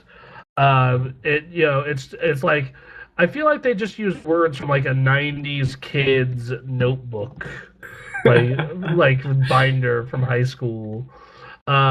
Moving forward, though, we got other news about remakes, and more remakes. We're in the land of remakes. Granted, we still get plenty of new games, but we get plenty of remakes. Majora's Mask is getting remade for the Thirdus. Speak, people, come on. Yay! Stoked, because what is it? I've played Ocarina of Time, played Wind Waker, Twilight Princess, Skyward Sword, and there's like that little gap that's right there that says you didn't play Majora's Mask. Yeah, a lot of people. This one's kind of the weird one where like a lot of people really love this game and a lot of people really fucking hate this game. So if you think about it, it wasn't Zelda very out there. If you think about it, it wasn't exactly, from a story viewpoint, it wasn't conventional. You weren't saving Princess Zelda in the Kingdom of Hyrule, which is filled with completely incompetent soldiers, as proven by Hyrule Warriors. You were saving the land from a moon that's going to crash down in 3 days. And you have to keep going back in time continuously to try and stop that moon from crashing down in 3 days. Yeah. So supposedly the game's really about the 5 stages of death and grief. Stage 1, denial. I forgot what the other one was. I know the last one's acceptance. Yeah, like there's anger, bargaining. Yeah. Let's see. Just look up that robot chicken giraffe thing. That basically sums it up. No, Game Theory did an episode on it. Just look up Game Theory Majora's Mask. But I think it's like anger, sadness, acceptance, bargaining. Acceptance comes last because once you realize you can't do anything about it. No, I forgot. It's called first. the Kubler-Ross model, I think. Yes, it is called the Kubler-Ross model, but no, it's no, Anthony. Acceptance is first. You accept it. Then No. You get sad and angry, and no, Anthony. I'm joking around. Let's see. So, man. Denial, anger, bargaining, depression, acceptance. Denial's the last one. Fuck. Yeah, denial comes first, then the anger, then the bargaining, then the depression, then the acceptance. So yeah, I'm really excited for Majora's Majora's Mask. Majora's But yeah. The more I sit and think on Majora's Mask, that as I get older, that just keeps climbing my list of favorite Zeldas. Just because the more Zeldas come out, the more I'm like, yeah, this one's different, did a lot of cool stuff. Why doesn't more of this happen? Yeah, it's definitely, it really stands out. I mean, of course, Ocarina is my favorite game of all time, but Majora's Mask stands out. I remember kind of feeling almost the fear of the impending doom of the moon slowly approaching. What was the land called? Termina. It's called Termina. Yeah, Termina. That's it. Yeah, no, I'm really excited to visit the world. It's just such a great game. I mean, if you think about it, there's like this. I mean, I haven't played the game, but there's like you can tell there's this kind of pressure because Ocarina of Time had a day-night cycle. You can kind of wander around that field for like 3 days. Nothing would really happen because the game's on hold until you like go into your next dungeon. Whereas in Majora's Mask, yeah, good luck waiting around for 3 days. Yeah, you can't do that at all. You can't do that unless you play the Song of Time and go back in time. So, yeah. I don't know how that works with dungeons. I have never played that game. There's actually a song that you can use to slow down time. Yeah. There's also fuck. Yeah, there's a lot of tools in that game to make it less difficult. Like everyone I hear talks about like, oh, the time skip makes this difficult. And I'm like, yeah, you're right, but you're also, like that. Yeah. There's also ways around that difficulty. Yeah, like again, it's an unconventional game because it's like, hey, these masks are like your gameplay mechanics, and then it's like, hey, you're not saving Princess Zelda because that's already been solved.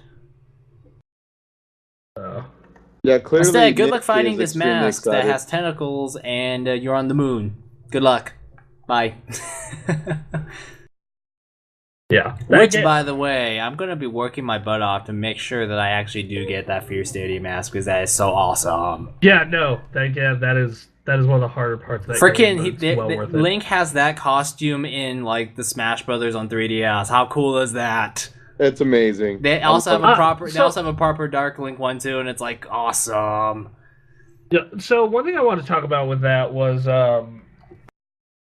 Smash Brothers. They announced 8 players. 8-player Smash Brothers. Yeah. Holy crap! That's like 4 people on the Wii U and another 4 people on their 3DSs. Or just, no, it's all people. It's all it's all 8 people, one screen. I know. You can use your 3DS as a controller for the Wii U. That is gonna be a fucking clusterfuck nightmare. I would love it if you could do that in Super Sudden Death. It probably is. If that mode is ever like coming back. Too many for one screen, unless you've got like a gigantic 100-inch screen. Well, it's a 1080p screen, not a 3DS screen. Yeah. Well, I understand that, but still, you need a big screen for that to really work well, I think. Well, I have a 50-inch right now. I'll probably tax turn season. I'm making a deal to sell my current TV to a friend, and I'm picking up this Samsung for, what is essentially like $400 for a 55-inch TV. So I think that will be more than big enough for 8-player Smash. I don't know. I think 55 is pretty much the smallest you could go though for that to look right though. I mean, it is going to be like you can only do it on big. It's going to be such. Yeah, there is kind of like this chaos where you have 8 people on the screen and you don't know where you are. Because you gotta remember, those people gotta sit somewhere too, and you gotta make sure everyone can see the screen. Like, Well, yeah, that's not. We've done that in my room. Like we've done that in my house before, and I have a tiny ass room, so we've done it. Like it's not like the way we do it is typically like the way my room is set up is it's all the places to sit basically face the TV. Like 3 people go on the bed, 2 people in chairs, and then 3 people on the ground. Typically, like when we're doing Rock Band and whatnot. So I don't know. It's not as insane as it seems. No, I think it's just as insane as it seems. I think that's what's amazing about it. I think it's insane, but in a pretty awesome way. Yeah, like because it's just endless chaos. It's just endless chaos, just for the hell of it. All right, guys, this is what I'm thinking. When we get 8 people together to do this, which ironically enough, we get game night going. There's 8 people on the TGA staff. I'm saying next E3 we bring a Wii U over to Nick's house, and if we have time. If we have time. Which means none. Which means it's like there's like no way, because obviously the day before E3 starts is when we're all traveling down there, and then when we get there we're like, okay, we're gonna have one awesome dinner, and then it's time for work. And then we're so busy staying up till midnight every night and having walked 3 miles that we can't really play games. Damn. We'll find out. That's what the trend is. Next E3 might not. I might be staying in a hotel as well, because I am moving at the end of this month to Irvine. So I've just gotten sick of LA. I wanted to move to the nicer part of Orange County. So Irvine's not far. It's about an hour away. We're gonna have to organize our rooms. So wait, we gotta like rethink. Oh man. But well, obviously we're gonna figure this out when we're like about a couple months away and not do it now. But it's like, so now we gotta rethink. So now our 8-hour drive has become a 9-hour drive, or actually maybe still 8 hours. It's just it'd still be 8 hours. I would just need to be staying in LA, because Irvine, that's too far. I mean, that's like an hour away. Yeah, let's commute for an hour. Yeah. Recap on Wheels is about to get a lot more interesting. No, the thing that so everyone knows I like my hotel room freezing, especially because E3 is in June. So I thought I liked my room, like my apartment. I usually keep my AC around 69, 70, and to most people that's freaking cold. But no, so when they come in town for E3. And I go into Bronson's room, and after a full day of them running the AC, it was literally like a freaking cooler in there. Seriously, just lay a slab of meat on a desk in there and leave it there all day, and it would be fine. It was that cold in there. You want to know what, though? How great did that feel after being in that hot-ass convention center and then the hot-ass freeway? Well, I bet the hotel freaking Bronson, hated you. I bet their electricity bill just for that week was outrageous. Bronson, you can't call it the hot ass freeway, because my car had air conditioning and people in the car were complaining how cold it was. Okay, well, and I didn't think it was actually that cold until Kyrie pointed out. Is it kind of cold in here? I'm like, fine, I'll turn off the AC. I think though, like, Brevin and I liked that room to be a winter wonderland. So to say the least. Yeah. So I mean, I think you guys clearly cranked that AC down as far down as it could go. They just said low temperature, max, stay on. we put it down to the coldest it could be, at the highest it could go, and kept it on the entire trip. Which means that the price paid for the room probably barely covered the electricity for that in a way, week. I mean, California during the summer, and you're running the AC on max all day. There was a draw too, Yeah, that was probably at least $25 a day in air conditioning. Yeah, well, it's already been paid for, so that's Dazen's problem. You know what? We found a cockroach in our room. So you know what? Ew, are you serious? Yeah, we told you about that. You did? Yeah, we told you. Brevin found a cockroach and flushed it down the toilet. That's disgusting. Hence the comic. Yeah, there was a cockroach in our toilet. Oh, it was in the toilet? Yeah, like there's a cockroach crawling around the inside of the toilet, and we flushed it. That's disgusting. Yeah, that was. Yeah, that was. Um. No, so like whoever rooms with Bremen and I is gonna have to either pack a coat or just be more than ready to be cold. Well, hopefully it's just 2 people to a room. That's just my personal preference, but Yeah. we'll figure it out. Yeah. I know, John. You said you'd be willing to deal with the Arctic temperatures. Yeah, I don't care. I'll just fucking bring a blanket or something. Yeah, and my trade-off for that is like I'd be sleep on the floor. So I don't know. So all right, well, anyway, we have more news from that Nintendo Direct. Yeah, Codename- small news. Hyrule Warriors is going to support those amiibos, so it's not just Smash Brothers. No idea how they're going to use that feature. It'll just be patched in. That's all I know about amiibos for Hyrule Warriors. Ding. Okay, next. Next up is Codename Steam, the latest strategy game from the developers of Advance Wars, is coming to next spring as well. Wii U is continuing to be vague with its trailers and release dates. Nintendo promises Kirby's and the Rainbow Curse for next February, Splatoon sometime in the second quarter, and Xenoblade Chronicles X for 2015. Well, yeah. Duh, that's when the new 3DS comes out. I just don't know where. Not done yet. Wii U's Virtual Console is getting Duck Hunt with Wii Remote support. Good That old sounds like Duck fun. Hunt. For those of you who are older than dirt, I guess you'll enjoy that. Then Yeah, just simulate Wii Zapper uselessness. then The NES Zapper, I should say. Then they continue to touch on Amiibo some more by saying that Captain Toad Treasure Tracker, Kirby and the Rainbow Curse, Yoshi Woolly World, and Mario Party 10 will all have Amiibo support. Then Shigeru Miyamoto appeared to announce his Pikmin animated shorts are now available on 3DS and Wii U eShops. A tease that he's working on some new games for Wii U, but nothing was shown. Yoshi's Woolly World continues to look like the most disgustingly cute thing ever made ever. Disgustingly cute, okay. It is so cute that you just want to vomit and then no, you actually just want to hug everything and then vomit everywhere. Like this game And then looks curse at the fact that you did it. that and it Yoshi. has Yoshi. Yeah, fucking that's See, how you I know have no problem with Yoshi, really.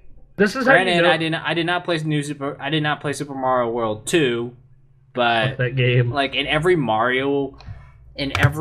party game, that's under the Mario franchise, Mario Party, Mario Kart, I always play as Yoshi.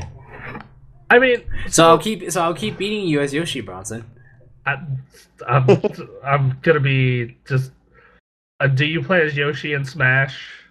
Actually, no. That's the one. No, in that one place I don't. That's the one. I beat you in Mario Kart last time we played. So You probably did. I'm gonna have to check on that. All right. Well, But yeah, we'll I play beat more you in Mario Kart. Party because you're luck as shit. Because Guys, no, hey guys, I'm going to beat both of you in Mario Party or Mario Kart. at everything actually. Tell me, John, Well, how did Smash Brothers at SnapFoodCon work out for you? How was that? I came in first every time. How was that Madden game we played? How was that? Okay. Gotta go to the one thing you could beat me at, Bronson. Can't beat me at Persona. Can't beat me at Smash Bros. Can't beat me at any other sports game on the face of the planet. But Madden. I can beat you in Halo. Yeah, you could definitely beat me at Halo. That's true. true. The funny thing is that John says all of this, and he actually knows how to play FIFA. Oh yeah, he would wreck me in FIFA. That wouldn't even be a game. Yeah, it was really sad how bad I beat. Because I was watching the stream. I was like watching the beginning of the stream for Extra Life Run. I looked and I was like, oh my goodness, John knows how. Well, yeah, John didn't actually review FIFA, but I was like, wow, that's actually not bad. Both games Bremen didn't even score. In fact, I don't even think he got a shot on goal. So I actually sold Madden because I've gotten I no longer get any joy from the single player really, other than building ridiculously overpowered teams through drafting. And then like I go online, and the only people who give me good games are Seahawks players who are really good. That's it. Like I remember I played this guy who was using the Dolphins, and it was 28-7 at half, and then he threw a pick six and quit. Yeah, so I don't know. Yeah, I don't know. Persona, we have some good matches, but you're better than me right now for sure. And Smash, I am a bad Smash player. It depends what Smash we're playing. Though I actually stood my ground against some of those like Greenlight Gaming Smash players. Yeah, I need to play against those people one day. I wonder how I'll do. And you know what? I'm the second best dive kick player at game night, behind Ray, who is just so. Is it just ridiculous how good Ray is at dive kick? Kind of funny. I have like an appreciation for it, but at the same time, it's sad. Sad.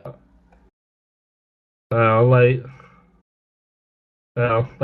mean, dive kick's a great game, but when one person is just so much better than everyone else, it kind of ruins what that game is all about. Yeah, exactly. Because that game is just all about everyone being able to play it and do well. Anyway, continue on with the news though. The Amiibo games. I don't know. That seems neat that they're getting more games involved. I'm not sure if I really give a crap about any of these besides Yoshi's Woolly World and Mario Party. I think it's a nice little plus because you think about it, because these are like official Nintendo figures that aren't hopelessly expensive. Because up to this point, if you ever wanted something like, say, a Fire Emblem statue, you kind of have to have like some special artist or sculptist make it, and then they charge you like $80 for it. Pay for it with the blood of the innocent. Yep. Yeah. It like, what was it like, that Princess Zelda statue you showed me, right? Yeah, it was like $300. Yeah, that was like $200, and they only make like maybe a couple hundred. Well, that's why they're expensive, is because of how limited edition they are. It's not just limited edition, but the amount of time it takes, because these are like custom created pieces. It isn't just like you can just buy them in a store. They like, that's why they're so rare. Whereas with Amiibo, they're like, these are mass produced little figures. So let me check actually, because I know it's really soon. I was actually just about to check Amazon prices on that. It's coming out for the holiday season, right? Yeah, it has to be. It's ready for. It's they're gonna make a ton of money off that. Give me a minute. Looking up. God damn! I'm on Amazon. The Wii U has a ton of fucking great games out for it by now. You kind of forget about it when you're like, oh, whatever, like Nintendo, and then you go and you're digging through these these lists of games on Amazon looking for Amiibo. That's why like I said, I called it before the Wii U even came out. It's the GameCube. It's plenty of really, really good games, but it's not gonna be. Like I said, the Wii was a circumstance where people bought the Wii for Wii Fit because it came with Wii Sports. People didn't really buy, yes, there was the market of people who bought games for it, but the games that sold the Wii were Wii Sports and Wii Fit. Okay, take away Wii Sports and Wii Fit, and the Wii probably sells half as many consoles as it did. I should point out that if this Wii does end up being a GameCube, you better start hoarding up your stuff now, because used bits of these things are going to be they're going to take a really long time to find. Like as far as GameCube stuff, it's like GameCube controller, can't find any. Yeah, well, I mean, Nintendo said, well, we're going to remedy that GameCube controller problem with Smash Bros. I know, but it's been like 10 years. 8 years. Over 10 years. It's been 13 years since the GameCube came out. I know, but like the GameCube, I'm going to say is discontinued in 06, so like 8 years? Yeah, it's like 8 years until they make it, and even then it wasn't a sure thing, because it's not like Sony's going to come out and say, hey guys, we're making PS1 controllers again. Yeah. So there's really no reason you would need them. Yeah. Yeah, But the in the case, the best PlayStation controller ever was the DualShock 4. I love the DualShock it's 4. actually so comfy. amazing. To answer the amiibo question, though, the first batch of characters comes out the same day as Smash, the 21st, which is Peach, Zelda, Wow, the 21st is gonna be a freaking money-hungry day for Nintendo. which is the 21st, or sorry, the characters are Peach, Donkey Kong, Star Fox, Kirby, Link, hold on, Mario, Marth, Pikachu, Samus, Villager, Wii Fit Trainer, Yoshi. The next That's the thing. The Wii Fit Trainer, I think, is so dumb because people who bought the Wii for Wii Fit aren't going to be playing Smash Bros. Or doing this amiibo thing. I think the Wii Fit Trainer is more for the comedy factor. Yeah, it has to be. I mean, like among serious gamers, obviously serious gamers like us don't really care about Wii Fit unless we actually want to, get fit. But I would to us, it's say like the called Wii Fit going Trainer just outside. doing yoga and knocking people off the stage, doing it. It's kind of awesome and funny. So it's kind of funny that way. So the next batch of figures, which is Zelda, Captain Falcon, Diddy Kong, Little Mac, which, John, you're buying Little Mac, aren't you? Oh yeah, absolutely. Luigi, Pit, and that's the second set, is coming out before the end of the year. Yeah, this is definitely going to be Nintendo's most successful holiday season with the Wii U, no doubt. I mean, between Smash Brothers and this amiibo thing, I mean, it'll be huge. Out of all these figures, I'm definitely going to buy Captain Falcon because he's my main Smash character. Though Little Mac might have replaced him because, dear God, Little Mac is ridiculously good in that game. Mario, just because I'm a huge Mario fan. And then the Villager, just because I think it'd be hilarious.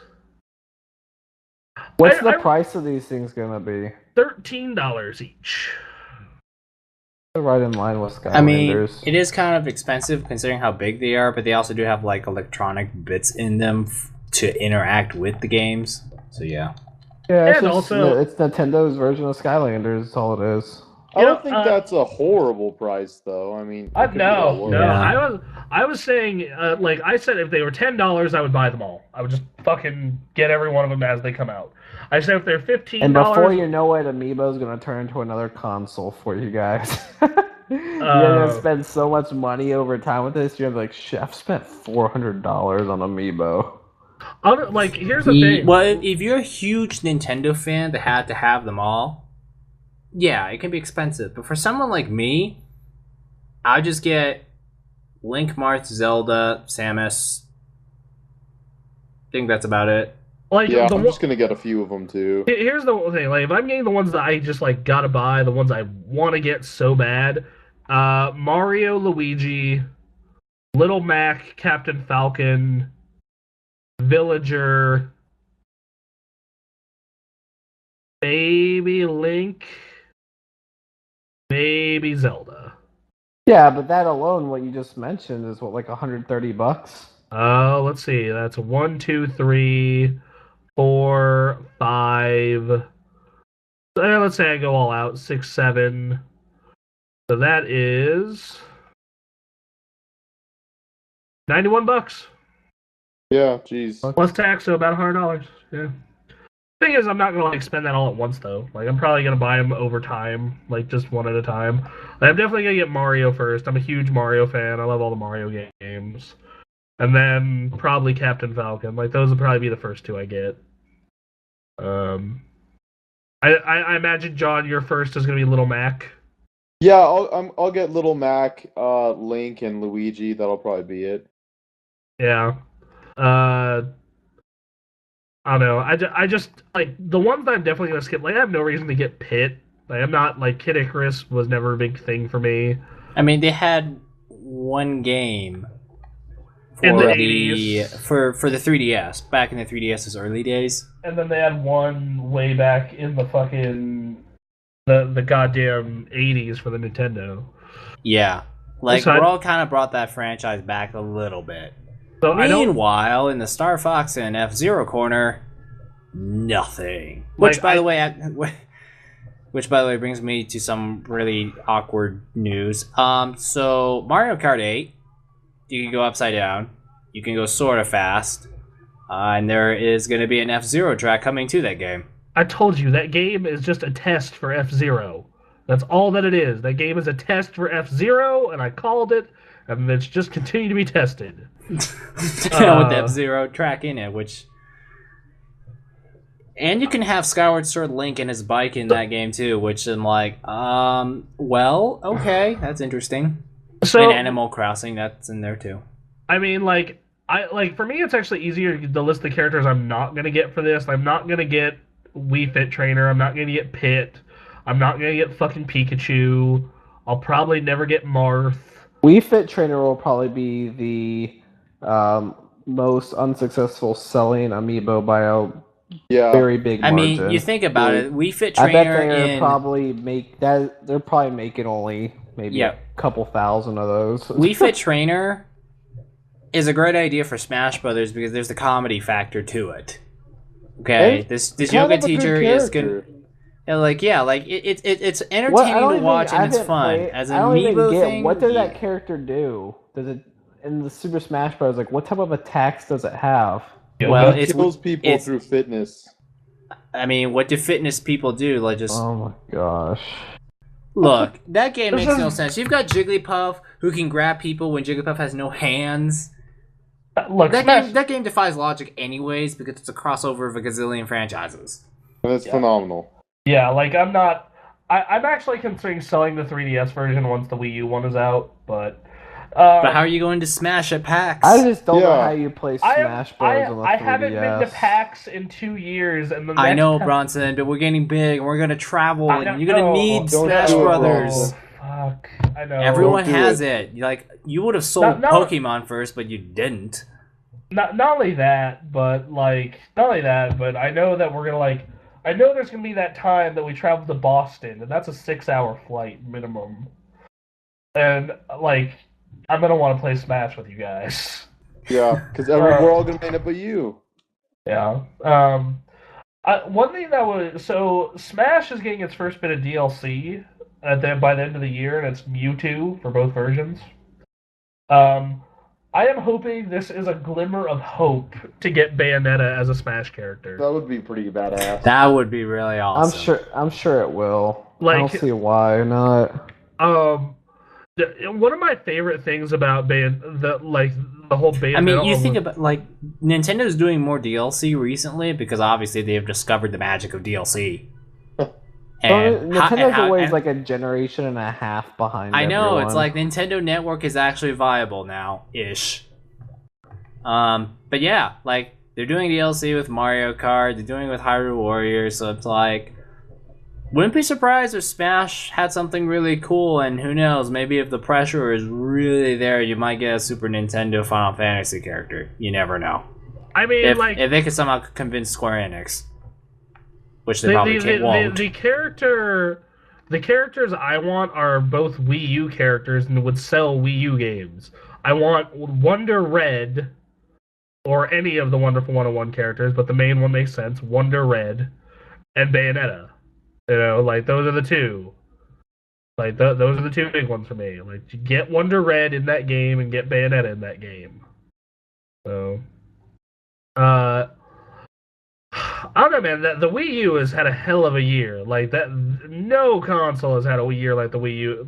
Out of the 3 new consoles, the Wii U has easily had the best year. Yeah.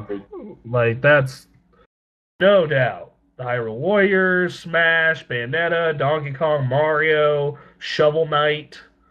It has been a damn good year for that system. And it's the cheapest one, too. Anyway. Well, yeah, it's the cheapest, but it's it's $50 less, but... And it comes with a game. All of the bundle. Yeah, so... Oh, okay. Yes, right I now, hope there. though, I hope. I still hope there's going to be a price war.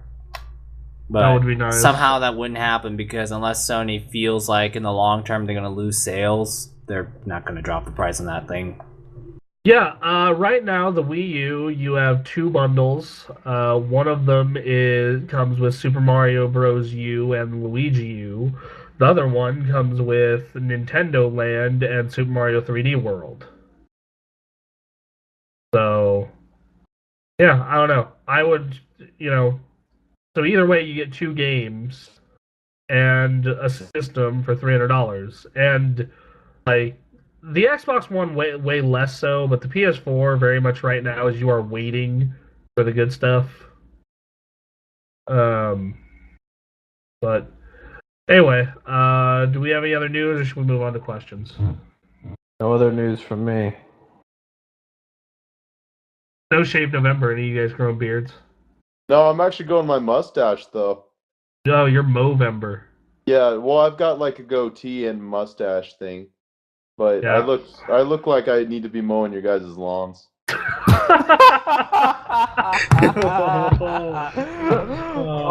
my god. Wow. Wow. I can't believe you just said that. True, dude. Okay, so Small news. all right. Very small news. Hey, lots of people like to build gaming laptops, right? Yeah. Until you realize that there actually aren't that many of them out there when you actually research to buy them. Well, now there's another one. HP has decided to start building their own gaming laptops. They start at $1,500.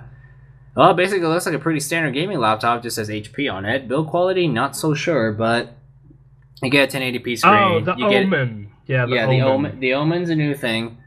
You get a Intel Core i7 4710MQ, so it's a real quad-core processor. Isn't that 4510U bullshit that they sell to you at Best Buy?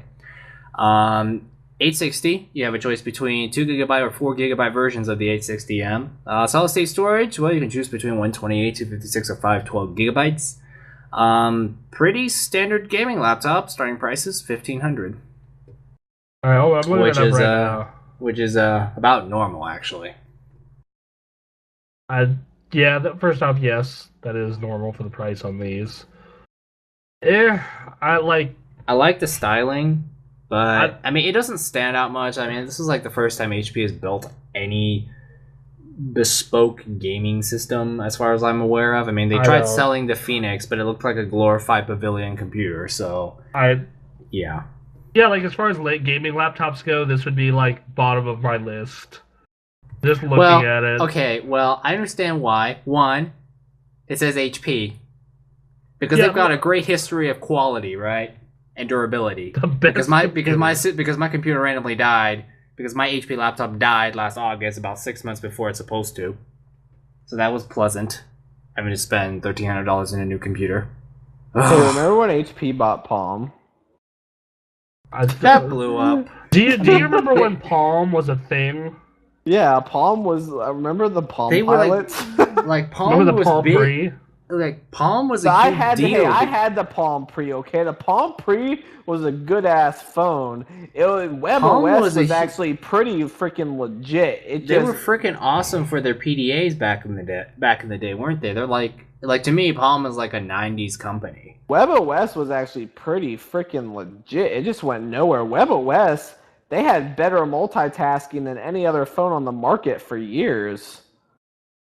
Pretty much what you can do right now with your iPhone with the whole swiping to close an app and being able to maneuver through the cards, that's straight from WebOS. 100% from WebOS. Because I had the Palm Pre. Palm Pre, I think, was actually my first smartphone. And I fell in love with the thing. And at the time, that's when the iPhone was out and it was starting to gain traction. And at the time, there's so many things that the Palm Pre was better than the iPhone at. And they just didn't get the traction that they needed. They didn't get the support. They didn't have the user base that they needed. But Palm Pre was actually legit. And I actually had hope for WebOS for a little bit, and then that died. But Palm Pre was a good phone. for its time. I'll say that.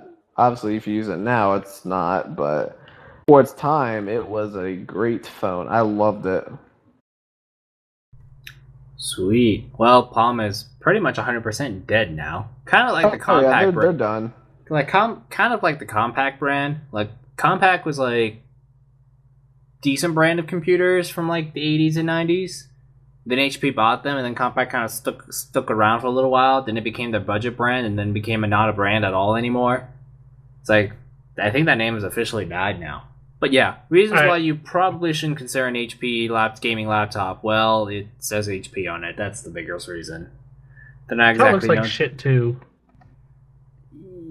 Probably. I mean, styling is subjective, but yeah. Plus, HP's not really one of the companies you think of when it comes to a gaming PC. They're not even a company you think of for quality. And when you're spending $1,500 on a computer, you kind of want quality. Like, I understand plastic. Like, you know, my MSI laptop right now, freaking $1,300, and it's made of plastic. Like, plastic everywhere. But, you know, it's a good quality plastic, and the build quality seems reasonable. And you know what? I'm perfectly satisfied with it. I'm okay with plastic. You just needs to be durable and reasonably built. HP quality just never comes up. Like, so, yeah. It's just a laptop that you buy at Best Buy. Yeah. Anyways, that's small news. They have a gaming line now for the lucrative gaming laptop business. Cool. All right, well, 2 questions. Congrats on you guys passing our extra life goal. And he thinks Sony will do PS4 for $350, and bundles for $400 for Black Friday. Do you compete? Your thoughts? I don't think they'll do $350. I think they'll do bundles for $400. Yeah, I can see that. I don't think they're going to drop the price unless they feel like their long-term sales are going to be a threat. Or being threatened, I mean. So if they somehow feel like in the long term the Xbox One actually has a pretty good chance of really catching up to the PS4, yeah, then you'll see a price drop. But for now, not really. It's just crazy. I think this console generation is going to be more competitive than the last. And the PS3 and 360 competition was awesome. It was pretty awesome because Microsoft is like number 2, and they're like, and well, at one point at least, they were working their butts off to take down, you know, Sony, who had, you know, came off of like selling like 130 million PlayStation 2s and was the undisputed king of console gaming. So, you know, that's kind of like the underdog factor. Now, and Xbox 360 and PS3 they're almost even. The PS3 is ahead. All right. What's everyone's game they're most excited for in 2015 from Marvelous Can? I said it. Mine are Uncharted 4 and Metal Gear Solid 5. I'm pretty sure Bronson's is Arkham Knight. Fucking Batman! Oh my fucking god! Jesus! I came out of that press conference and I was just like, take all my money. Just get this game to me now. Yeah, you were like really emotionally stoked. You were stoked. I'm a very hardcore Batman fan. And I it's like Arkham you needed City. To calm down. But you were really stoked. I was just like, oh my fucking god, that looks so ridiculously good. If I had to pick a second choice, it would be Metal Gear. What about you, John? I'm not really sure because I'm excited for a lot of stuff, especially that come out in the first quarter. Q1, yeah, that Bloodborne. I'm actually really stoked for The Witcher. Yet again, I'm actually playing the second one on my PC, like when the rare moment of free time pops up. And first off, Anthony, you really should play The Witcher 2 next time there's a Steam sale, because holy shit, it seems like a game you would like. Okay. Like, yeah, like next time there's a Steam sale, put that on your list, because dear God. Yeah, I actually haven't played any of them. The first one was old school PC gaming at its finest. Like, that game was very complicated. Anyway, Okay, so The Witcher, and what about you, Anthony? Metal Gear, Well, Batman. I had to pull up a 2015 list. Let's see some game names I see. Star Wars Battlefront, that might happen, hopefully. Persona 5. Oh fuck yeah! If that actually makes it out next year, Persona 5 actually does jump ahead of Batman. Definitely Metal Gear 5. I think Metal Gear 5 just Yeah. man. Yeah, Metal Gran- Gear and Uncharted for me do it. This list says Gran Turismo 7, which I say, ha ha ha, Ha funny. ha ha. Yeah, is that the list for 2020?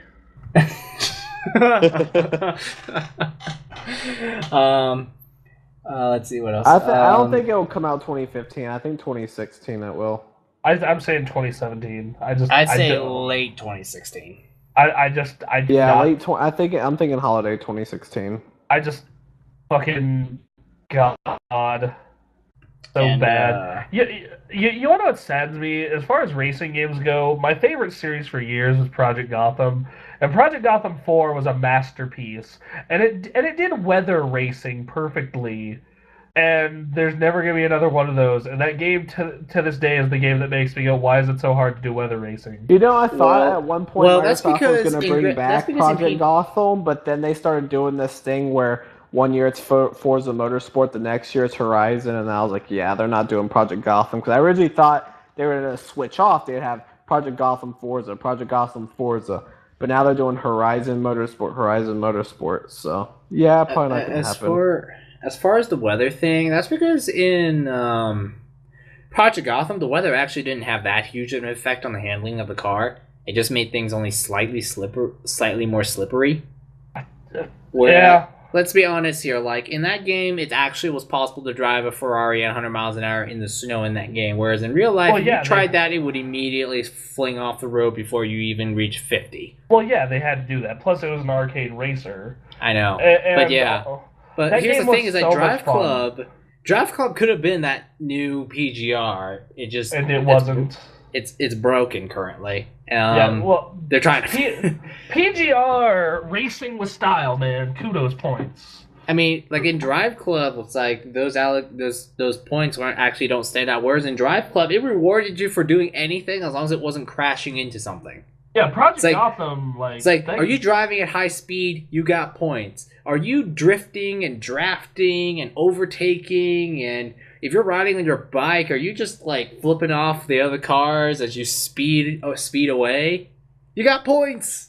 That game was so fucking good. I'm so glad I bought it used in like the bargain bin for like, what was it, $7? Yeah, that always does make games better. Like Bayonetta 1 was an amazing game, but way even better is I got it for $8.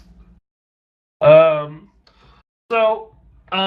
right, Anthony, what is it? Because we got one last question that we're commenting on. I think like the first game in 2015, I would say, is The Order. The Order? Yeah. That game does look pretty cool. Yeah. So. And John, that picture is amazing. Oh yeah, the Majora one. Oh my god, it's so amazing. All right, so last. Let's see. So last one is from Kyo Tenchi. I think Saints Row 4 is okay as long as you play it with someone else. If not, I would recommend playing it until you unlock Infinite Sprint, then YouTubing the rest of the cutscenes. Once you're done play, enter the Dominatrix DLC because dinosaurs are awesome. The GAT DLC looks crazy funny. Can't wait to play it as well. Yeah, the end of that DLC, you and a bunch of velociraptors. You ride a velociraptor. Pretty great. Alright, so I am making a pledge, not argue about. We need to go at least 2 to 3 weeks. I was talking about Saints Row. What running gags have we had on the freaking this show that we never stopped talking about? Like I think one of them was the Vita. The Vita was a common one. The Vita and Saints Row, I think, are our top two. I don't know. Football is up there. The only reason that I make fun of the Vita is because I care and I wanted to see it do better. Well, yeah, but the thing is, at this Sony point, doesn't want that. At this point, you just gotta admit that the Vita's done. I have a very curious question. How many Nvidia Shields were sold last month, and how many Vitas were sold, because the Shield outsells the Vita. Wow, Sony, you've got a problem there. Well, They've given up on it at this already. point, the Vita is just a peripheral for the PlayStation 4. I mean, it's Japan. Like the Vita's doing really well in Japan. Like just doing shit here. I mean, I looked on Amazon, and the only way you can get your second gen Vita currently, or actually the only Vita you can get really, is the second gen Borderlands bundle. That's it.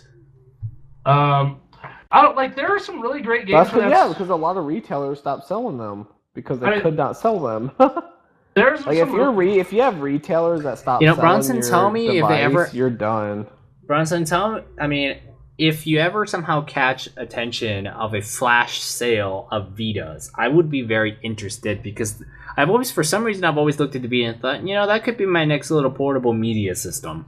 I don't look at my Android phone and say that's a media system. I look at the Vita and I'm like, that's actually kind of cool. I'll say this: watching videos on that thing is great. Like I love watching movies on that thing. The screen is so big, so colorful.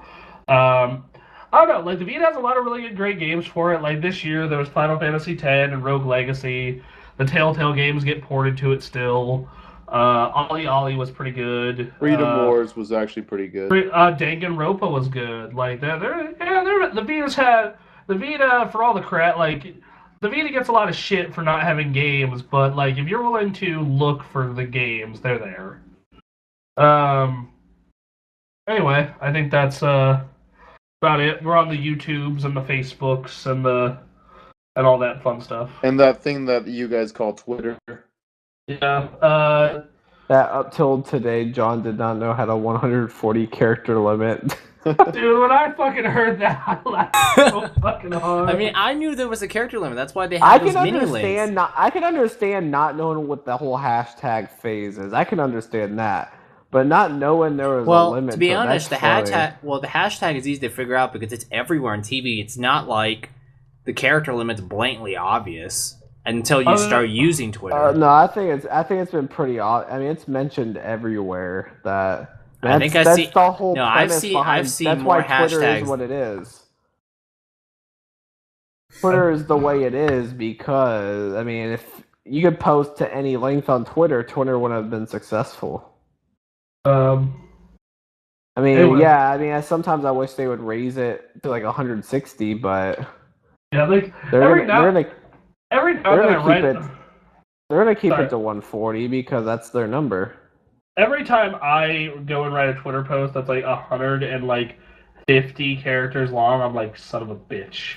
I hate that because then, oh man, that always happens. Or you're like to the point where it's like 143 and you get first you get to like 150, and you get to like 145, then you get to 143, and at that point it's like I can't cut anything else out. I mean, this is where shorthand. And it gets really difficult when you're like trying to do images because they have to show the link of the image, and that uses up like 15 of your characters. See, this is like character limits like this just make you really creative with how you write English, because like I would like type a message in Final Fantasy 14 and those have a 250 character limit. And the problem is that because I'm a person who likes to type full complete sentences, that stuff really bites me. So I'm like sitting there like, okay, so how can I shorthand this without looking retarded?